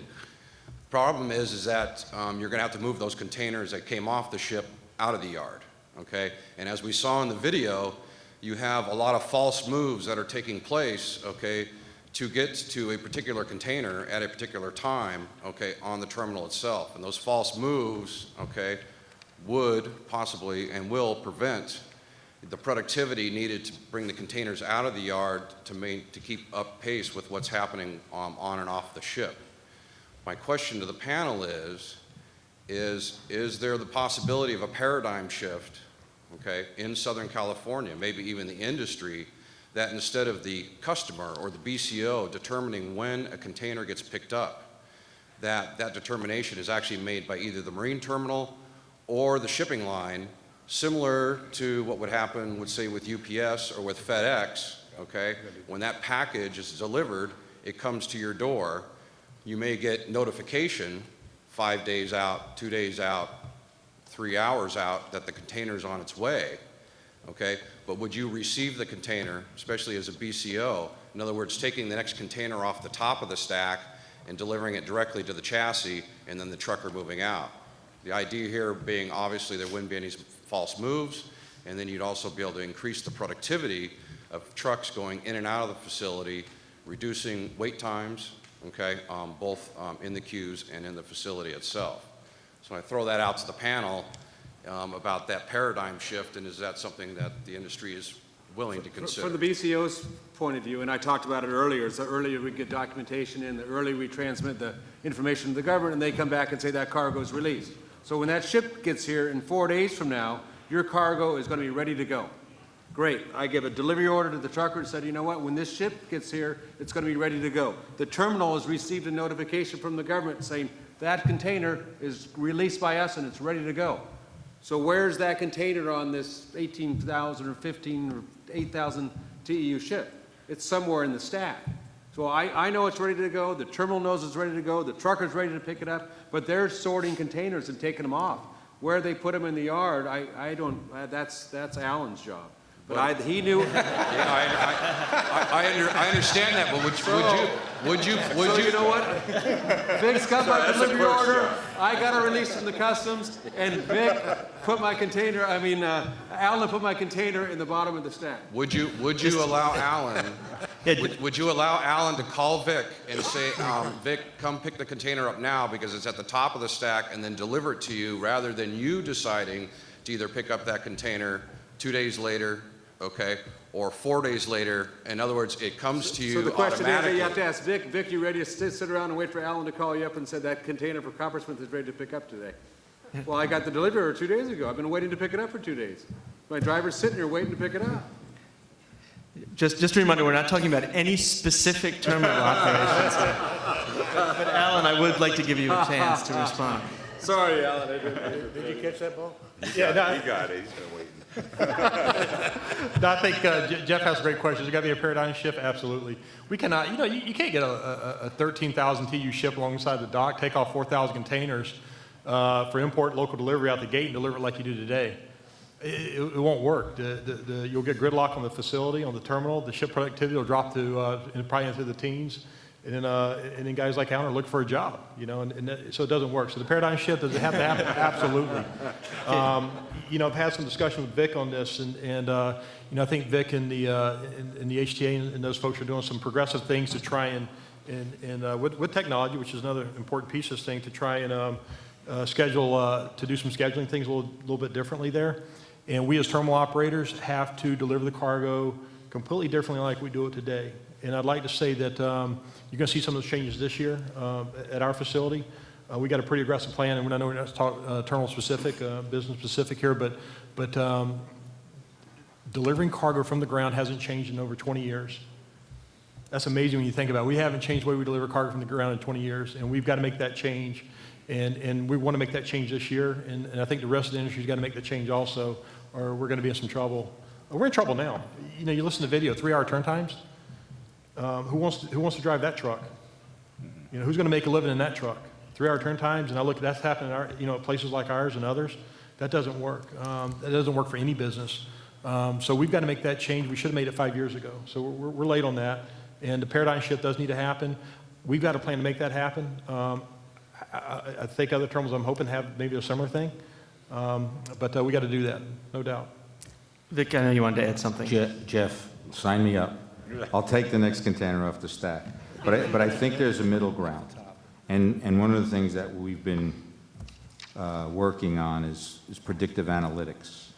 And predictive analytics is used pretty extensively throughout our economy. And a good example is airlines. There's technology and software available to really address these issues. And we have the data. We know what's on a ship 10 days before it gets to Southern California. You know, we just have to figure out a way to get all the stakeholders to work together to use the data and make a more efficient system in terms of being able to have the truck there when that container is on top of the stack. That's possible. It can be done. It's just going to take a lot of hard work.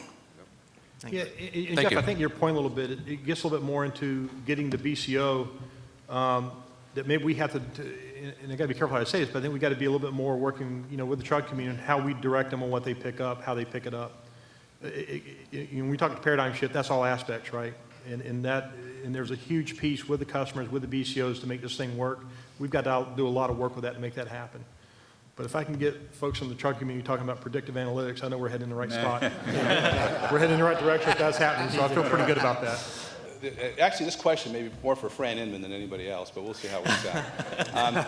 But Tom, for the panel, my issue is I don't know who to talk to. This industry is very decentralized, and we're literally spending tens of millions of dollars outside this trying to plan for the movement of your freight through gateway cities. You want to do more transloading gateway cities, all that stuff is fine. More jobs, it sounds good.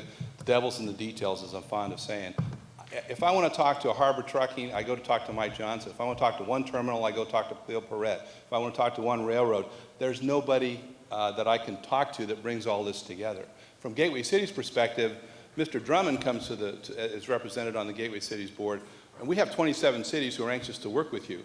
But we don't know who to work with. And I would like you to discuss for me an idea of a different framework, talk about a paradigm shift where the logistics industry, the supply chain could come together with representatives who could sit down with gateway cities and help us do the planning in a different way than we were doing before, instead of me having to go one railroad or one person and all this other stuff. It is very frustrating for me to have to do this, and after 10 years, I've had enough. Jerry, call Don Schneider. He's here right now. He's here. I'd like a discussion about a paradigm shift about how you all can come together to talk amongst yourselves, then also talk to the communities as a supply chain. No, that's a good question. Actually, I'd like to start with Roger because there might be some lessons you can share, both positive and negative. Yeah, I think that was the point I was trying to make before. There needs to be a central focus where we can all talk with one another so that the views of the community and others can be expressed and where we can collectively come to some agreements on the direction in which we ought to go. So I think it's really important that there be a central focus of communication. For the logistics industry, who would that be?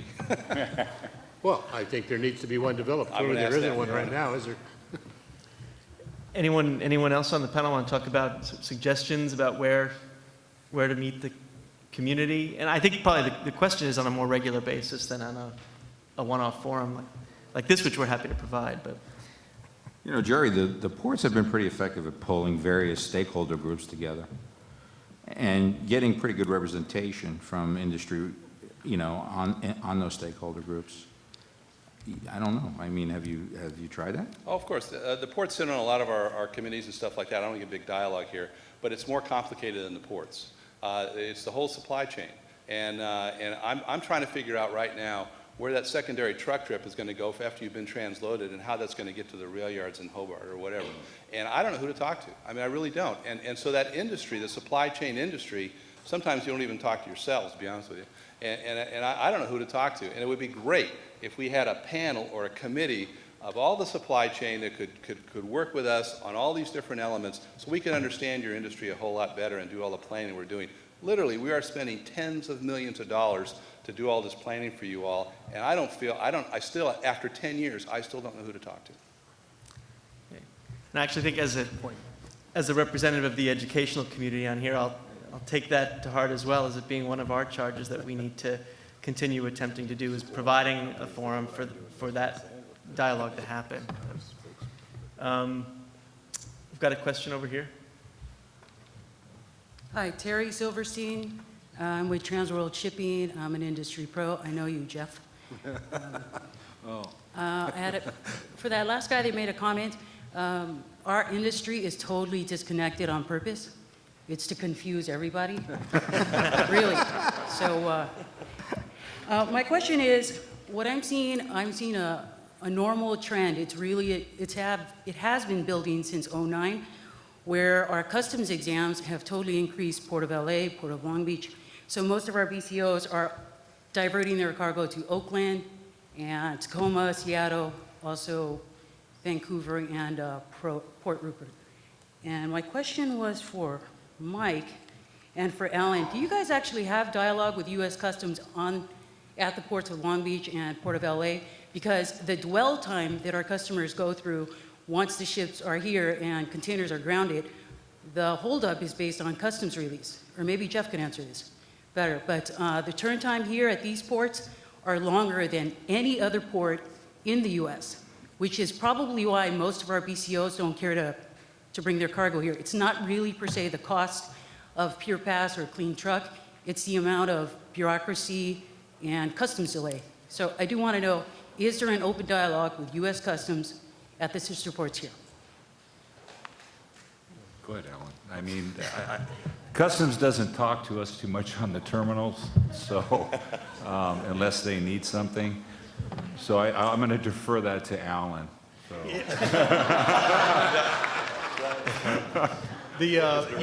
Customs is always an interesting discussion. I think that what we see from our perspective is that you get, there's several different types of inspections that are done. And we'll get ship side inspections where customers will show up unannounced and inspect containers, ship side, opening up every door of every container discharging, every third container discharging, open up doors.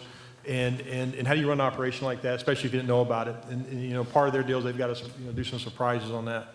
Then you get to a situation where they give you a list of containers that are set up for an exam, typically a VACUS exam, and you've got to go and stage 80 containers a shift for them to come and inspect. And the challenge there is that, and I guess to jump back a little bit, do we talk to customs every day? Because they're on our docks every day. And then what we try to do is have a lot of discussions with them about how to protect commerce while also letting them do their jobs. And there's not a perfect science there. It has not. I don't think it has evolved to the point that it should, that it works like it should. If a terminal gets congested, like we were last year, they'll still say, I need 150 containers inspected over the next 24 hours. I don't have anywhere to put 24 containers unless I say I don't want a ship to come in.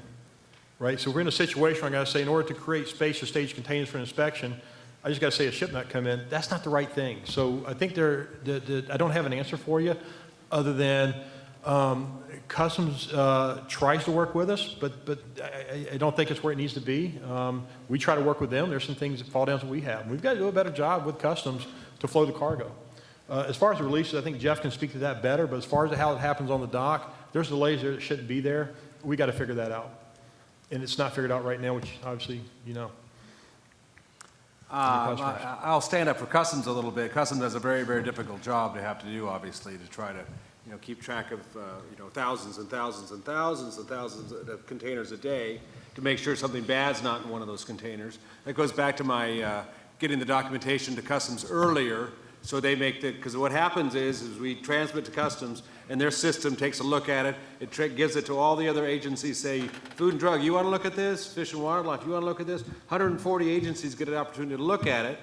And if any one of them says, you know what, I want to look at that one, stops the whole process, flags it to the terminal that it needs to be pulled for exam, so it gets pulled. If you are a CTPAT importer, if you transmit your documents in a timely fashion, you do all the things you need to do, you get less exams, you get less move through, you don't have the trouble window, so they can go, the terminal gets the message and things move smoother. Customs, people don't know what a vacuous exam is. The terminal lines containers up, however many they need to line up, and that's a mobile unit, and it drives down between the containers, and it does an x-ray, and it looks inside the containers as they drive along. And it's much more efficient than having to take it to somewhere else. It's not real efficient for the terminal because they got to line up 10, 20, I've seen 30 or 40 containers all lined up. 50. But that's Customs doing the job because they need to look at those containers, and those are the containers, usually those containers have not been released yet. Those are containers that didn't have the documentation filed early. They did not have the ISF filed timely before the ship sailed. Those containers were flagged for Customs because their number, they put it through the system, is too high, and so they think, there's something wrong with that container. It's a new guy, he's not CTPAT, the documents were filed late. I want to look at that container. And that's the right and the prerogative. Yes, it delays it, but you can do a bunch of things to mitigate that so it doesn't happen. I want to take, if you'll excuse me, I want to take a question from the audience that was submitted by card. And this is for Roger, and I think it's an interesting one. From the community's perspective, what do you think are the biggest changes, both positive and negative, in the way the industry operates in recent years? So what have you observed? Well, I mean, I think there's, like you said, pluses and minuses. The plus is that the port has listened to a number of spokespeople relative to the environmental issues and is moving towards a greener environment. It's going to be a while before we get there, but and that is a concern, a negative concern of the community, that it's going to take a while to get there. It's not overnight. Although there has been a lot of progress made, and I applaud those folks that have been involved in not only spending the money, but working with the industry in research and development and planning and implementing new truck technologies and new train technologies that are improving the environment as we speak, which is really a good thing. The negative side of that is that it's going to take a long time, and in the meantime, a lot of people are going to suffer. Thank you, sir. Hello, Ray Fomiletti, International Vice President of the ILWU. I wish I could have been here a little bit earlier due to travel commitments, came in late. I just wanted to comment on safety and security in the Panama Canal. There's been a lot of questions here. I don't feel that the panels really answer them to the fullest. The ILWU had the opportunity, and we organized the Panama Canal pilots last year, along with 250 tugboat captains down in Panama. So I've spent a lot of time down there recently and learned lots more than I thought I would ever know about the canal. The canal is only going to be able to transit, the new canal, ships 13,500 TEU max, okay? And what changed is, when the Canal Authority put this project together, they didn't talk to the pilots. It's always good to talk to the guys that bring the ships through the canal. The old canal used the mules. They had the locomotives, and they pulled those ships through the canal. The new canal is going to utilize tugs, and they're proposing one tug forward, one tug aft. The stability, moving these big vessels through the canal is in question by the men and women that bring those ships through the canal daily. So I think there's going to be some issues. The Canal Authority just raised the tariffs to a point that Big Blue in Denmark, Maersk, said that they're pulling out completely. I think it was a good move because they got the canal's attention now, and I think they're back in negotiations to renegotiate the tariffs. We're in an industry that changes every day. Ask Alan in his terminal. He's got a lot of acres. It's constantly hopping. From a security standpoint, the ILW has been eyes and ears in the port for security. We've worked with all the agencies here. Well, now in the canal, I've got the tugboats and the pilots, and fortunately, they let me know what's going on. When Alan's got a captain on a Maersk ship that had too much garlic, he lets me know. So I'm pretty pleased to see that from a security standpoint, in real time, we're in the loop on what's happening with ships in the canal. We've got some real challenges ahead of us, but as some of the panel said, I think the West Coast ports are right in line. I think we're just going to have to make those adjustments. There's always going to be issues of getting the cargo in and out of the terminal, but with dialogue with the terminal operators and the rest of the folks, I think we'll be able to handle that challenge. So the ILW is up for the occasion. Thank you. There was actually a question tied to that was submitted. Thanks, Ray. I told you you should have been on the panel. About training of port pilots and future need. Is that a concern? Anyone want to address that? Hearing no takers. We have Dr. Moretti. Yes, I'm Dominic Moretti, member of ILW Local 63, the union's liaison to the ports of San Pedro Bay. We're all concerned about keeping our ports competitive, creating jobs, and keeping our communities green. How can we move the process forward? Let's not lose the momentum that we've gained this evening. So I'd like to ask each one of the members of the panel, what's the next best step that we can take to achieve these goals? Should we go down the line? Alan, next. You know, I don't want to be repetitive here. It's a great question, but not to be repetitive, but I'll be repetitive. I think that to move it forward is we've got to move from the talk to the action on turning the trucks. We've talked about that. That's come up several times through this panel. We've got to move the trucks quicker than how we are, or we're gonna die. So we got to get the trucks moving. We got to have a plan to do it and get it done. And I think some of us are there, some of us are not there, but that's what we got to do. Second thing is the dialogue with LW. We've had more positive things happen working with them on whether it's technology or improvements to operating efficiency within the docks. We've had more progress on that in the last few years than we've had in some time, and so that's happening. It's in motion. It's going. Because at the end of the day, when to handle the cargo, it really there's multiple stakeholders involved, but the movement of it on the docks is really the waterfront employers in LW, and that's moving in a very positive fashion. That's really encouraging. We just got to keep it going. And as I said earlier, they get it, we get it, and we're not there, but we're moving in the right direction. Maybe because I know we have a number of people still wanting to ask questions, I'll ask maybe Vic to take that one as well, and then. We have the technology to take these trucks to zero emission. It's going to take some work. It's going to take some investment. And it's going to take a lot of buy-in from the community. And we have to create a business plan where this becomes overwhelming in terms of the community, the ports, and the trucking, especially the trucking community, to accept this move. It can be done, and we're very, very close to the initial phases of introducing this on a much wider scale. So stay tuned. Take a question on this side, please. My name is Gloria Oland, and I work with a nonprofit organization named Move LA, and we work with government to try to find new resources for transportation infrastructure investment. And I'm just curious, thinking big, beyond the ports, are there infrastructure investments that we can make in the region as a whole that would make goods movement more clean and green and that would make us more competitive as a region? We were in San Bernardino County last week to talk to elected officials about goods movement, about Ontario Airport and so on and so forth. And the air is really bad out there, and so is the economy. And I'm just curious, is there an investment that could help? Is it more Alameda Corridor? Is it clean trucks that run on catenaries? Is it letting San Bernardino County take Ontario Airport back and doing more cargo movement? Is it more rail infrastructure in general?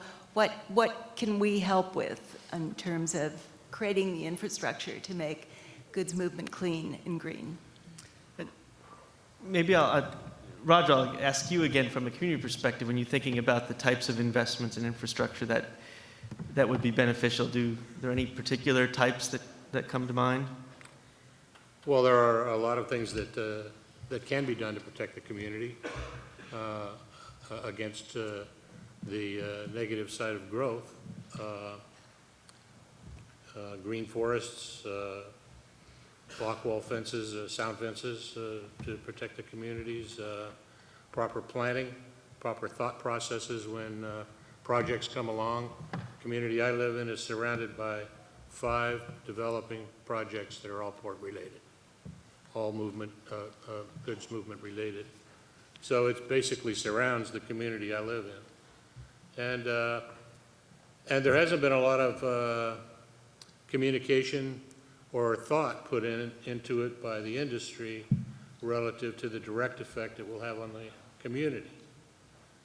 So I think some things that could be done would be to look at those 5 projects collectively rather than a project as a community, a group of industrial folks and the community doing it together to plan it so it has the least impact on the community from a health and welfare perspective. So maybe there's some things that could be done from a planning perspective that would be extremely beneficial to the communities. And in that process of communication with all the groups, a better method of transportation could come out of that, a more effective and efficient means of transportation than each of these groups doing their own thing. Alan, anything that you can see on the land side that would support the efforts that the port's trying to undertake? You know, I think one of the things, it's an interesting question. I think one of the things that I see is that I think that the environmental push probably more inland. You know, look at everything that's been done on, you got vessels that are slowing down. You got, within, 20 nautical miles of the coast. You've got them using low sulfur. They're going to start hooking up to electrical power. We replace all of our power equipment on the terminals, through CARB mandates. So we've got the most cleanest engines we can get. From a diesel perspective, we're trying to move the diesel to non-diesel, more electrification, which is, what AMP does. We've got all these initiatives that I think we're doing, a lot of it driven by, the ports, which has been good. And I think that, and I think we're leaders as ports compared to a lot of other locations. But again, a lot of those things pertain to the local port complex. And I think the key there, and I'm not the best person to speak on this, but is how are we pushing those initiatives more inland? How are we pushing them to the inland empire? The clean truck thing, pertains to trucks, moving into the port complex, as I understand it. And I don't know, if it applies once it moves past that. So I think that it's just getting all the progression that the ports have done, the stakeholders in the ports, the terminal operators, the trucking community, everybody. I think it's just taking that further. And I don't know what those are. On this side. I stay by the coast a lot, so I don't go there much. So, yeah. Good evening. My name's Larry Lloyd Jr. I'm a 4th generation longshoreman and current casual down in LA Long Beach area. First, I'd like to thank the CITT for putting on this event tonight, and moderator Mr. O'Brien for doing a fine job here. My question is directed at Alan. Sorry, I know you bear the brunt of most of these questions, but your position as a management of a terminal operators, very many duties there. But my question has to do with the efficiency and competitiveness. That goes along with the overall theme of this event. I understand that you guys are making investments, in the Middle Harbor Project, rail, automation. My question to you is, do you support a highly skilled workforce of longshoremen that move these goods? I understand, you and another gentleman were talking about, increasing gangs from 5 to 10, which would be more manning, more congestion in the terminal. A highly skilled, UTR drivers needed to navigate through the terminal, I would think is necessary. For example, I had the pleasure of working at your terminal yesterday. I want to say for the past 3 years, over 400 jobs a day have been going down to the casual hall. Casuals are, for those of you that don't know, they're part-time longshore workers taking leftover union jobs. Many of these casuals work once every month or once every 2 months. They're really not skilled.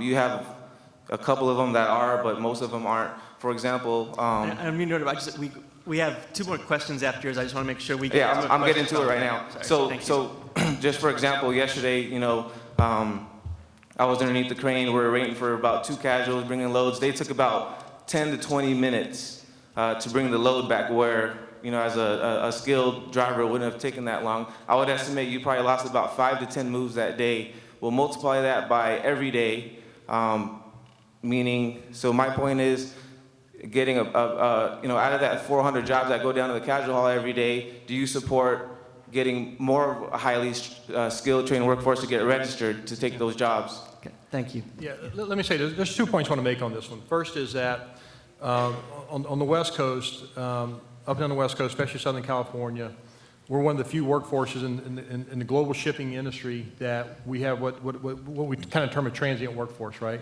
So 80% of the workforce that comes to our facility any given day, and this is standing through the harbor, doesn't work there on a regular basis, right? So you've got folks that have worked for one of our competitors yesterday, they work for me today, and I work for one of my other competitors tomorrow. We're competing against we're competing against East Coast and other locations. They have the same person coming to that job every day, okay? So one of the challenges that we have out here is the fact that we have this workforce that's not, that's not dedicated to our place. And there's reasons for that. We've talked with the union about that, and they've got a hiring hall, and we respect that, and we understand that. But the sheer fact that you've got to, whether if it's a registered person or a casual person, that you have to train that person in your particular operation on any given shift is a problem that ourselves and LW have to figure out how to address that. Respecting their hiring hall, respecting the fact that we need to improve the efficiency of our facility, we've got to fix that. And there's several solutions that have been talked about. I don't know which one the right one is, but that's got to be fixed. The second point I want to make is that we've got to train the workforce better. And again, this is, whether it's registered or casual, the workforce, we don't, as a group of waterfront employers, we don't do enough training. And we've got to fix that. One of the reasons that we don't is that the dispatch process doesn't mean that I can go train you how to drive a UTR better, but you might not take a UTR job. You might take another job that we didn't train you for. So we've got to fix this training as waterfront employers and as a union to where we can train you better, because we need better trained people, and then we got to make sure we get them dispatched to the jobs they've been trained in. And again, that's a big ticket item that we've got to fix, and if we're going to be competitive, we've got to get that one done. And I want Mike to address that as well, and then we'll take, we have time for one more question. So. Yeah, and I wanted to address that too, Larry. And I've talked about this in other forums.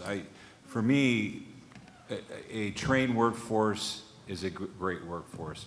And the problem that we have, and I'm going to be honest with you, and I didn't want to get into a point-counterpoint discussion, but is a casual workforce, like Larry knows, is a part-time workforce that only works once in a while. And I think it's imperative that the employers, and I do know they understand, but there's reasons why the employers have a casual workforce. But for the foremen that are here, they know what it's like. For the clerks that are here, the supervisors, when you have a casual that shows up and doesn't work all the time and might not drive a UTR for a month, and you got to go through a training process, it holds up the productivity of that terminal, because you got to take the time to retrain the guy, reteach him. So from the union standpoint, we're not really in favor of a casual workforce. We think a better trained workforce who's there every day, who has the opportunity to go down every day, is going to be a better workforce. So hopefully we get there. Thanks, Mike. Okay, last question before I call Dr. Giuliano back up to tell us, help synthesize and review what we've learned. So thank you. I'm Stephanie Esparza. I work with NYK Line in their sales department, but my question's more just for my personal curiosity with the recent heat wave or just the heat that we've had. I know that there's a push for green, especially with shoreline, cold power, or however that phrase is. Cold ironing? Cold ironing, thank you. I had it and I'm a little bit nervous, sorry. But with the balance between efficiency and green push, are there actions or plans for the coming summer needs for electricity versus the new push for shoreline power, green power? Who wants to? Vic, you want to try that? There's all of the power companies in Southern California are very in tune what's happening with the port. And they are making great strides in beefing up the grid to meet those demands. It's a little bit above our pay grade, but it is happening. Unfortunately, San Onofre went down, but they have redirected power from other sources, and they are bringing some power plants on that right now are being renovated and are going to be going to natural gas to produce electricity. But we should not have an issue this year with power supplies in Southern California. Thank you. And to go along with that, I think there's some other technologies out there. I know the ports are pushing for the cold ironing, but some of the terminals have looked into, there's the bonnet type thing. I forget, there's a new variation of that where you're not plugged in and you're not really running off of a grid system. And really for the terminals, I really feel that the terminals should start looking into the different lighting efficiencies that are out there and technologies that are out there that not only generate energy but save money. And the lighting's actually a lot better. So, I mean, there's technology out there, I think, that can benefit the terminals and the whole LA Long Beach Basin. And I think everybody should look into that. With that, I'm going to ask you to help me thank our panel members.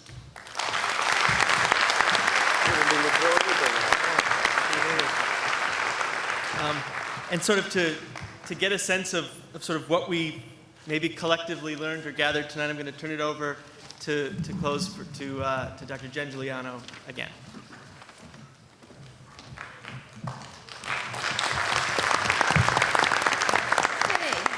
This is the test that Tom and Mary Ann give me every year, and that's, can I make any sense out of what happened for an hour and a half? So here we go. The first thing that I take away from here is that there was an amazing theme here, to me, that kept coming up over and over and over again, which was about information technology automation. And I'm going to say a little bit more about that, but that's kind of, to me, the overarching thing. I heard a lot about the pluses and minuses. If we talk about the competitive position of the port, there were several pluses.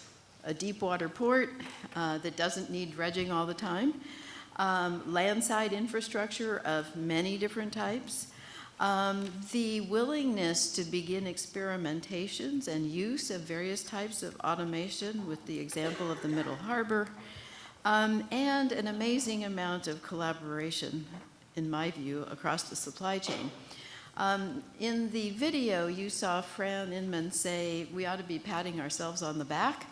And I think that's kind of the sense I get when I hear different stakeholders talk as I heard today. And there's such an amazing amount of collaboration, I think, that goes on that many of us are not aware of. On the minus side, I heard a lot about costs, and you know, I'm a professor and all that stuff, so I know that cost comes in two flavors, time and money. And there was many references to either costs in the form of money or costs in the form of time, and recognition that that's a real minus that has to be addressed. Related to cost, another dimension of cost is reliability. The stories about my container is somewhere, but I don't know where, or customs has it, but I don't know for how long. That's a reliability story, and in any business, reliability is really critical. I heard a lot, actually, of talk about fragmentation and lack of communication. Who do I talk to? What's the role of the community, and so on. And so obviously this collaboration has not gone as far as it can, but there's certainly, we've got some ways to go. So that's kind of the pluses and the minuses. Now I have to put my professor hat on, and I have to say that my heart was just warmed by the following ideas. Education and training came up over and over and over again. That's what we do. We're here to please, we're here to train, we're here to educate. And so, this is wonderful. And the more we learn about those educational and training needs, the better job that we can do in providing that. The second thing that warmed my heart was predictive analytics, and that's mine too. Because, of course, I have a whole bunch of colleagues who are engineers, and that's what they do. They do these really complex analytics to be able to predict things like what's the, when is your container likely to be here, and start staging in advance. So it's kind of UPS applied to the ports. And my heart was warmed by the logistics problem that was described on the stacking of containers and the complexity of that, because really that's just a really ugly optimization problem. And with high-speed computers and all of these researchers, we can actually make a lot of progress in figuring that out. So I think there's a lot of sort of technological research here that could really help things. Now, on to new ideas. I should confess that Mary Ann had mentioned that it takes months to decide what it is each town hall is going to be about, what's the topic. And Mary Ann and I discussed many times it should be about automation. And we didn't really do that for a number of reasons. And so I was so pleased to hear automation come up so many times tonight. And so I'm thinking maybe next year that's what we'll do. But getting on with this, the power of information and the power of using information, I think, came across very clearly here tonight. If you talk about, for example, we have to do better processing of trucks on the docks, what that really means is I have to know more about where the containers are, who's picking them up, where the trucks are, and how I can schedule that better, right, more or less? And that's a form of information transparency that would really be helpful. The story about if only we all knew what the Customs Department knew, wouldn't that be nice? So there's this whole opportunity that I think we're hearing here on information and the processing of information and the using it to better process everything that's going on at the ports. I was very fascinated by the idea of what I think I would call push delivery. That is to say that the delivery schedule is actually being pushed out rather than the pull-in system, which is what's going on right now.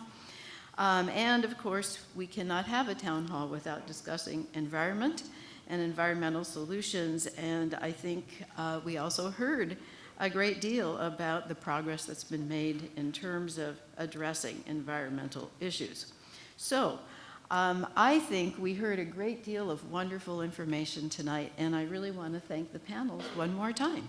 Thank you. And Mary Ann is our closer. Well, and I would like to thank Professor Giuliano very much. And now you can see, definitely. Now you can see why it is very hard for Tom and me to resist to ask her every year to summarize. How she does it, I don't know. So great job again. And I have to admit that me too, I was very much pleased by hearing the need for training. And I think we can help you with that, definitely. This almost concludes our event. There are a few things that I need to say besides thanking you again for a great job. It was really well done. Tom, there you are, a very effective moderator. I would like to tell you that we are going to summarize the proceedings of this event, and that is going to be put on our website. A report is pulled together, and you can see that on the website. Also, the video that you have seen, I see Dave Kelly in the audience. There he is. Stand up, please. He is the author, the writer of this event. He does a fantastic job, and I see some awards coming again, as we have received previously. So thank you very much. If you would like to have a copy of the video, go on our website as well, on the CITT website, and we can tell you how to get one. As I mentioned earlier, in your program, you have the yellow evaluation forms. I really would like to have those back when you leave. Leave them in the lower basket that's available for you. Tell us what you think of the event and give us some ideas of what topic we might cover next time, besides automation, right? Thank yous are in order. thank you very much for the person many of you have seen and the genius in organizing town halls and conferences. And that's Alex Traver. She's sitting outside. Hopefully she hears me. Yes, a round of applause. Together with her team, Diane Delaterre, Angeli Logan, Brenda Gonzalez, and many volunteers. Thank you, of course, also one more time to our sponsors. They were here. They're in the back of your program. Take time to read them, and thank you again to those. And let me see if there's something else. Well, a big thank you to you all for coming tonight. I know it has been a long day.